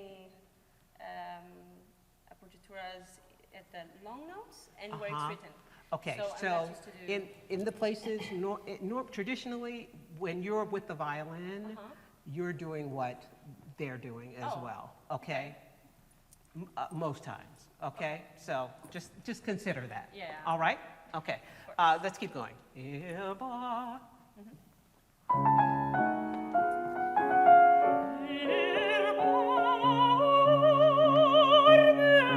Good. So as you're going up, I know the temptation will be, because of that C sharp, right, to feel like you need to open quite. I don't think you do. So don't feel like you have to be. I'm just making sure the ba is bar. I know, but I think you can say Okay. Say There you go. All right. Okay. Okay. I think you can do it. Okay.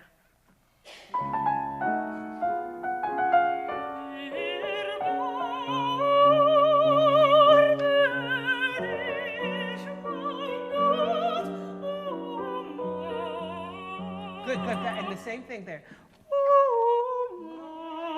Yes, exactly. Okay. All right. So it's all about this inward thing. So we're not always doing the singer, our singer diction.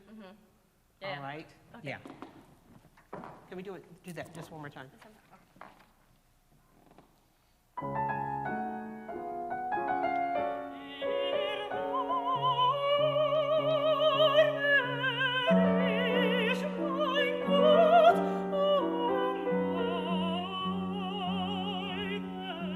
Good.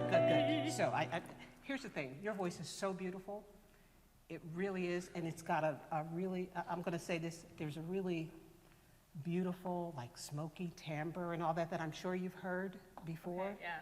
But here's the problem. When people tell you that about your voice, that it's smoky, and they like, I've heard people say, oh, your voice is like chocolate, or your voice is like honey, and all of that stuff. If you sing that way, then what we miss is the clarity that's also present in your sound, that when it's there, then we get not only chocolate and honey, but then we get that really beautiful spinny sound that's exciting, that makes you not have to work so hard in inefficient ways, but it allows us to hear the real clarity in all of that chocolateness and the gold in that chocolateness and all the different colors, and it gets right to the center of the sound that goes all over the space in the concert hall, that cuts through the orchestra. Yeah. And when we sing in the chocolate, that gets lost in the violas and the cellos. Yeah. Okay, and then they're like saying, we need more sound, and then we think, oh my God, what am I gonna do with that? Oh, I'll get more like that, and that will help us. Yeah. And then we're pushing, and then we're getting like that, okay?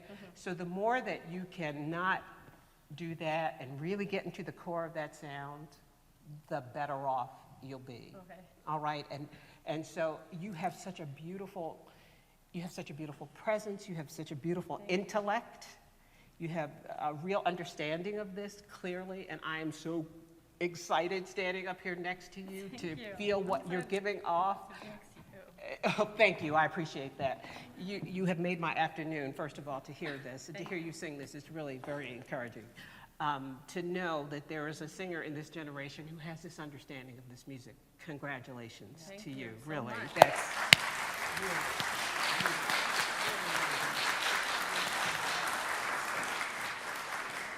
so make sure you don't shortchange yourself, okay? So really, in the parts where you're in duet with the violin, really listen for that, all right? Don't open up too much, bring these intervals closer together.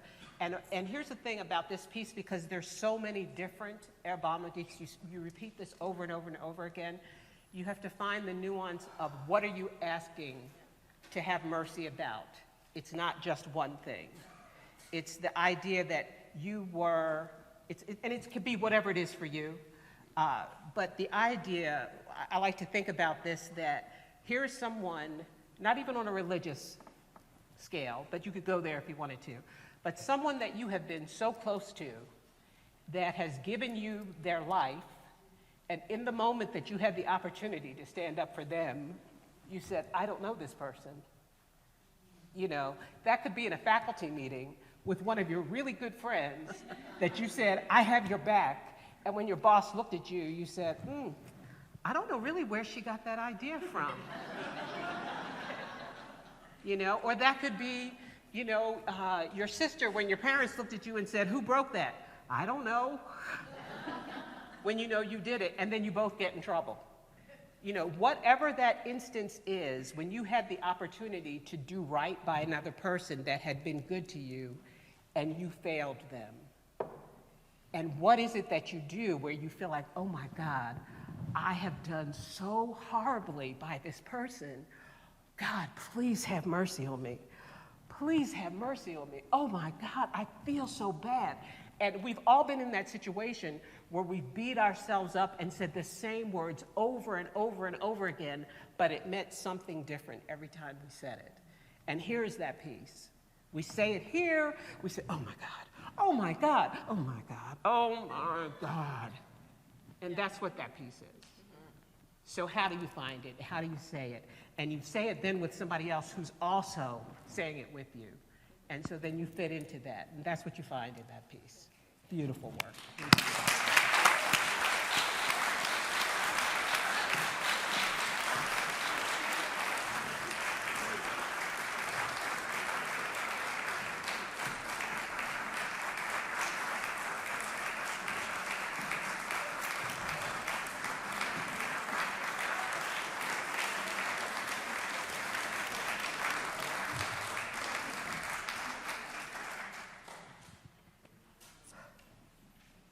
Well, Marietta and I said we'd love to do Q&A if anybody has any questions. We'll make up answers.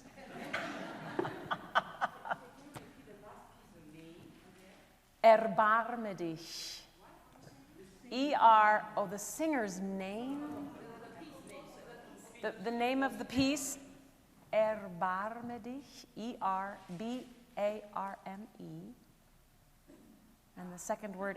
D-I-C-H. D. E-R-B-A-R-M-E. Second word, D-I-C-H. It's from the Bach St. Matthew Passion. Yeah. And what was the singer's name? Shahar Lavi.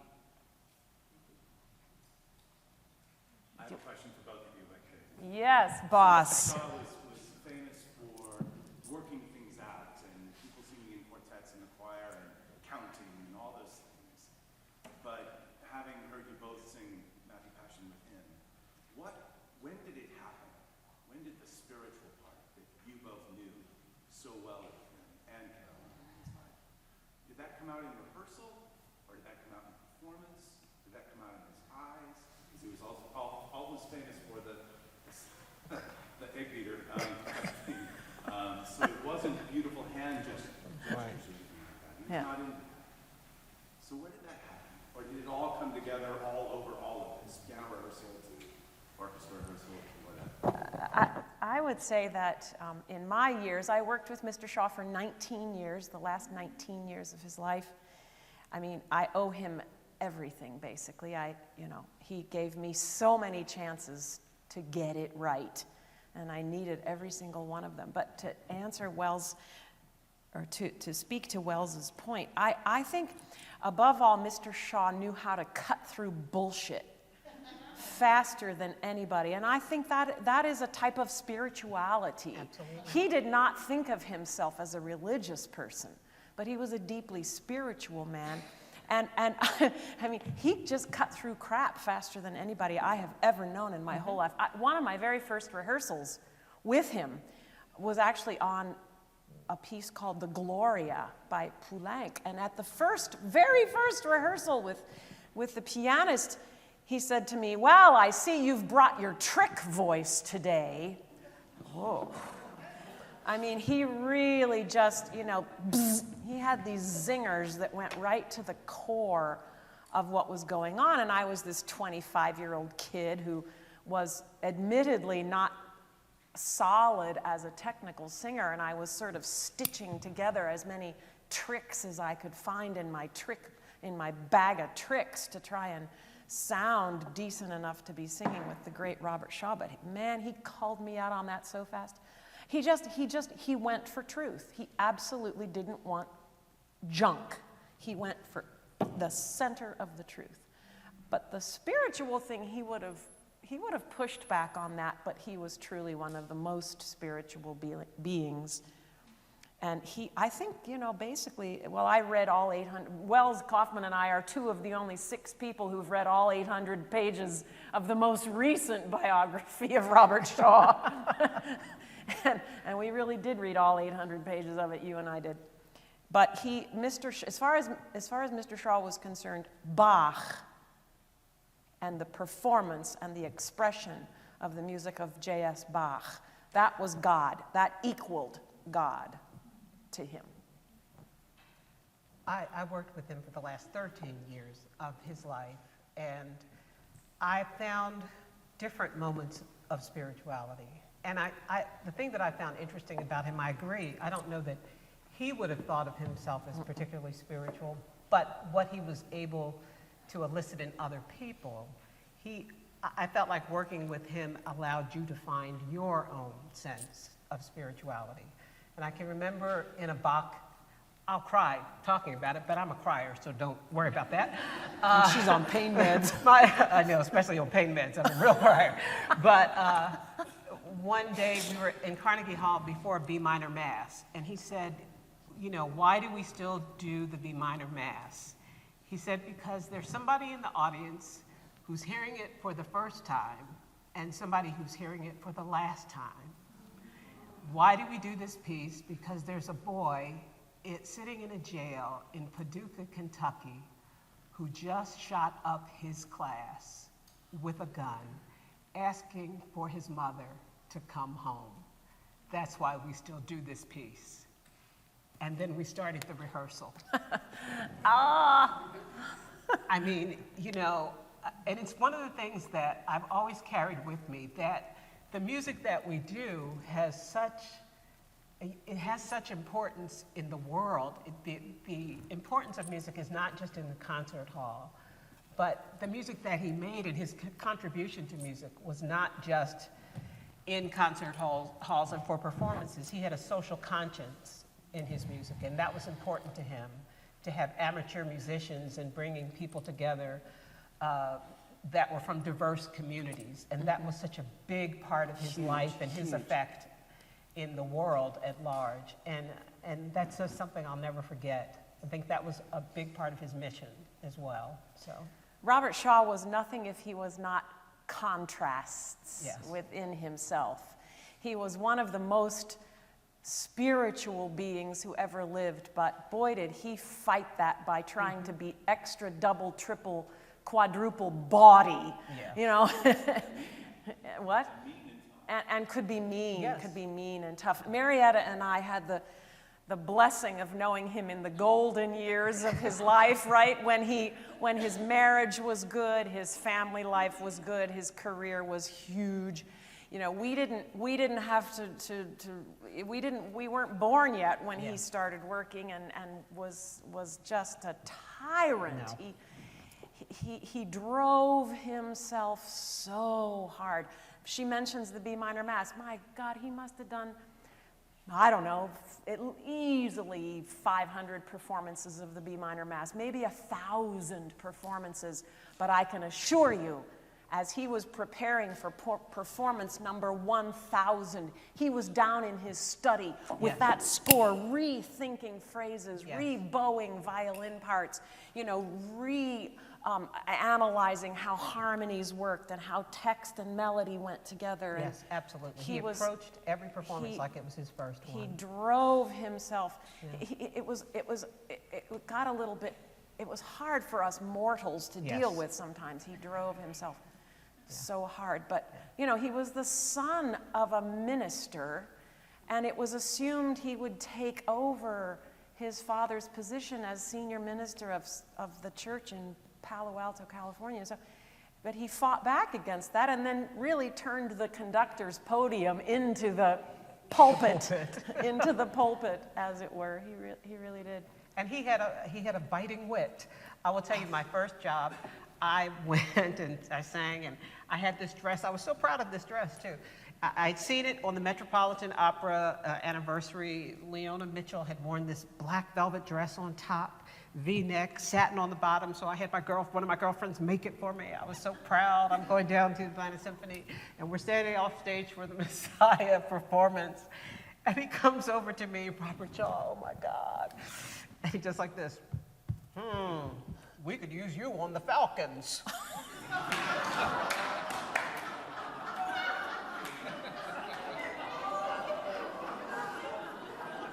Like, what the heck am I supposed to do with that? Fortunately, he kept hiring me, so I was just like, thank you, I think. There you go, that was him. Yeah, that's true. That's true. Yes, yes.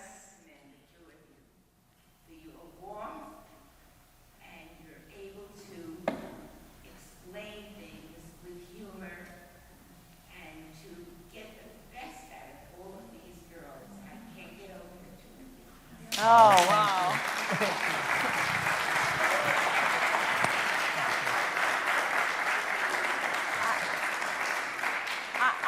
I just want to say for the record that everybody we heard today and everybody who's in the Staines Institute Young Artists Program, from what my ears have been able to tell, are singing way better than I ever sang. Hello. Certainly way better than I sang when I was their age. Yeah. And no, I'm not saying that to blow smoke. we were talking about that on the way over. It's like, what in the world can you possibly say to these singers that are so gifted? And Exactly. we just, Marietta and I just, I mean, we sit around with our jaws hanging down that we've had the opportunities Absolutely. to do the things. I mean, if it wasn't for Robert Shaw, ma'am, I would be pouring coffee in upstate New York. Really, he just helped me learn my craft. Absolutely. Yeah, oh, good, good, good, good. And I was introduced to him. He said, how come you're not singing without chorus? Yeah.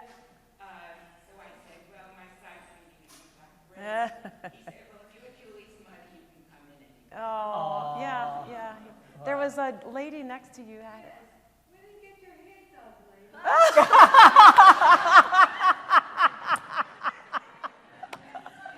I'm trying to get hair that looks like her hair. Please. I love her hair. Get out. We I can tell you, life begins at 50. I'm sure you don't know that yet, but trust me, life begins at 50. It really does. Life begins at 50. I'm convinced of it. We're both there and maybe a little bit more. Yeah, I'd say. Yes. Yes. I'd just like to thank you for your emphasis on singing in the center of the pitch. And the subtleties of pitch. It makes such a difference in Does. the way we listen. And there's a sense of everything's going to be all right. You know that the singer is going to sing on pitch, and then she does it. And there were several moments here that I think I started to cry. What is it? So it gives to your It does. I'm not a scientist. I don't know the physics of that. But even people who are tone deaf can tell if a singer's not singing in tune. And I don't understand why that is. But there's the center of the pitch, and then there's all the wrong stuff, right?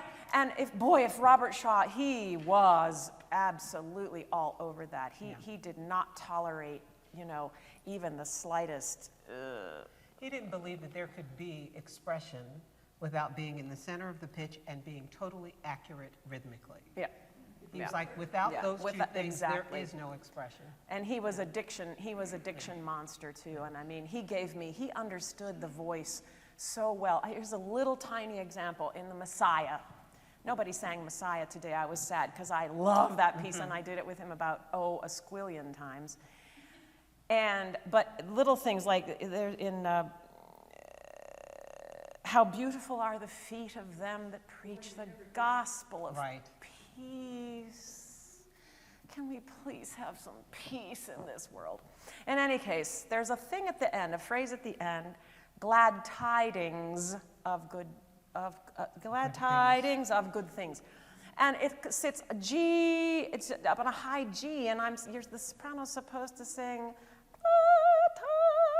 tidings. I mean, and the NG closes the voice. How are you supposed to make a decent sound on a high note? So he said, don't say NGS, just say KS, glad tidings.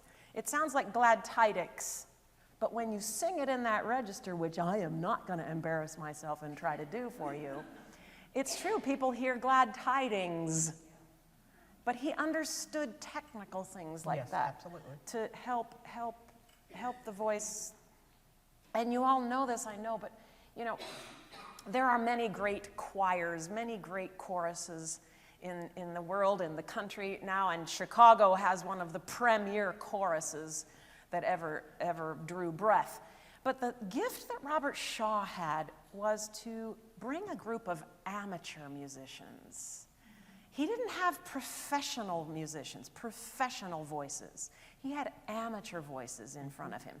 Even going way back to the Robert Shaw Chorale and the NBC Chorus and all his symphony choirs, amateur voices. He could make them come together and work as a unit. He knew how to train the amateur choral voice to make to put it on a level with any professional choir on the planet. If I could just inject something in there. Please. And we all know that Wells worked for Mr. Shaw for years. And I think that when you think about his spirituality, everything that Marietta and Sylvia said is dead on right. But perhaps the greatest form of that spirituality were his choral rehearsals. Yes. With these amateur singers who would drive from who knows where. Hours and hours, one-way drive, 4 hours one way to come to rehearsals. For a 3-hour rehearsal on a Monday night where you would be ripped to shreds by him and exhausted and drained like you can't believe. And then he would write you a letter every single time, 2 pages typed, about what had just happened and where he wanted it to go. And Mrs. Solemnis or D minor Mass or whatever it was. You were his congregation. He did become that. Because you weren't paid, and it wasn't that he didn't want to pay people. He paid a lot of people, and he actually was not as wealthy as he could have been. He kept paying people that he felt deserved it. But that choir, that was the thing he could mold and bring everything he could possibly bring to it. And he made me sing in it one time, one piece of music, a little easy piece called the Mrs. Solemnis. Every rehearsal, he would bring me out to sing my part by myself. God. Oh. It became like that part of Cirque du Soleil where there's always Stop. Stop. I have to tell you a story. In May of 1995, he was doing Mahler 8 at Carnegie Hall, and he offered me the Soprano 2 solo. I had just done the Soprano 2 solo. I knew there was nothing to be gained from doing Soprano 2. It's impossible. You can't be heard. You sing your guts out. Your larynx ends up back while your throat's bleeding. I was like, there's just too many people on stage to make Soprano 2 worth it. Soprano 1 was way too heavy for my voice. So he said, well, will you do Soprano 3, which is the singer that sings at the very end from the balcony, you know, the floaty, and it's beautiful. And I said, you know, Mr. Shaw, if it's okay with you, I'd really rather not sing any of the solos. I'd really prefer to sing in the choir. So I lost a fee or 2 or 3. I lost the chance to have my name, you know, in bold on a Carnegie Hall program. But I got to stand in the second row of the soprano section of his chorus. There were other choruses in that performance. And I'm telling you, I'll never forget it. I got to sing in one of the Robert Shaw choruses. And, you know, there's no fee. There's no Carnegie Hall billing that can equal a chance to sing in a Robert Shaw choir. But can I tell you something that I will never forget from that Carnegie Hall Mahler 8 experience? Standing on the stage in the rehearsal, and she got a fee. Yes, I did. In that last chorus before the huge explosion at the end, Alles Vergängliche, that's very sustained and very beautiful, and there's the orchestra playing. It's almost like an a cappella choral section. And the way they had the choir configured is that in Carnegie Hall there was the first level of boxes. They had the chorus in the boxes surrounding the whole of Carnegie Hall, and then the chorus that was on the stage. And Kevin's wife, Heidi, ended up being soprano 3, singing from the upper balcony. It was the most glorious thing you've ever heard. But in the rehearsal, the sound was not exactly what he wanted. And so he said he wanted the choir sound to be so hushed that it was almost as if they weren't singing. And so he had the people in the boxes face away from the stage and face the wall, so they couldn't see him. And he started conducting that chorus, and the people in the boxes couldn't see him, and they were together with the people on the stage singing.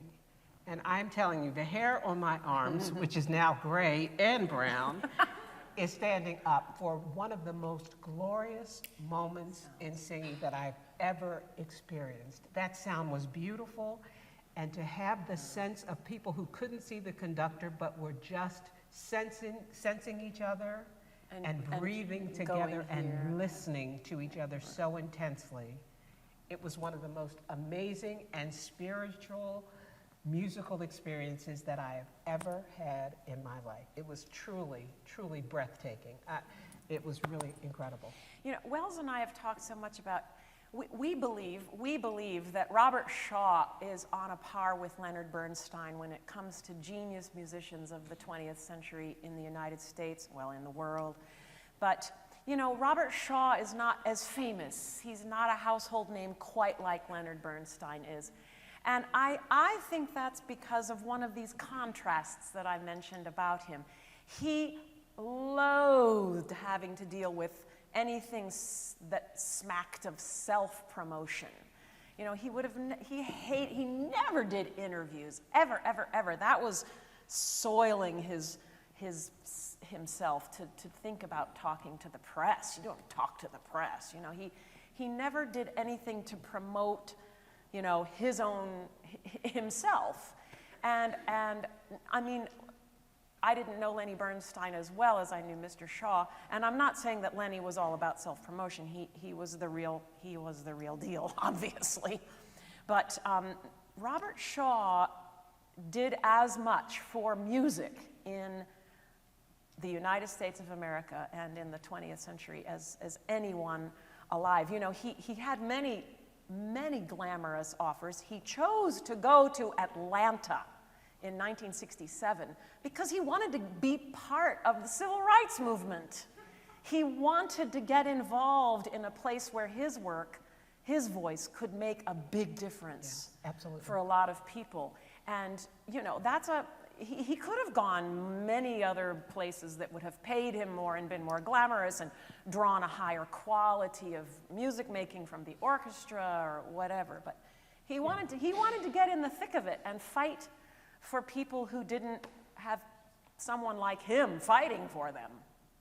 He was, he wanted to make a difference. He was a standard bearer, to be sure. Yeah. I'm going to jump in only because I think Marietta, you have a question. I do. She does. She does. Very quickly, We had. thank you to Kevin. Yes, thank you, Kevin.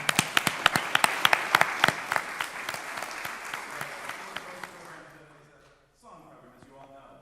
To do oratorio, to do these pieces is sort of a little bit fish out of water, but as Kevin and I said when we started talking about this, not only was it a great way to pay tribute to a legendary musician, but also to make sure that these singers who come and work here each summer are getting every aspect of the work life that they will be having, because these pieces that you heard today are going to be bread and butter for them. Number two, I want to thank Sylvia and Marietta, because what they shared with you today, but more importantly, what they passed on to these young artists, including the pianists, is part of the music world that sometimes gets lost. We forget these great people. We don't honor them. We don't allow others to pass on that which they learned and enjoyed and laughed about and was chagrined about and terrified about and all those kinds of things. One of the things that always happened with an ensemble, inevitably, he would pick somebody out to pick on. Oh, but the rest of the quartet or sextet or whatever it was would all pull together and take care of it. It's true, absolutely true. Sometimes the artistic administrator had to play that role as well. It was just part of his psyche. But what an extraordinary psyche. Lastly, thank you all for staying here and enjoying all of this. There's a great film that's been made about Mr. Shaw. We've shown it twice at Ravinia so far.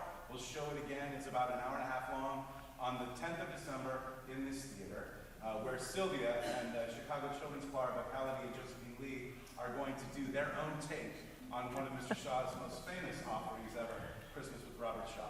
So December 10th, sorry for the plug, just thought I'd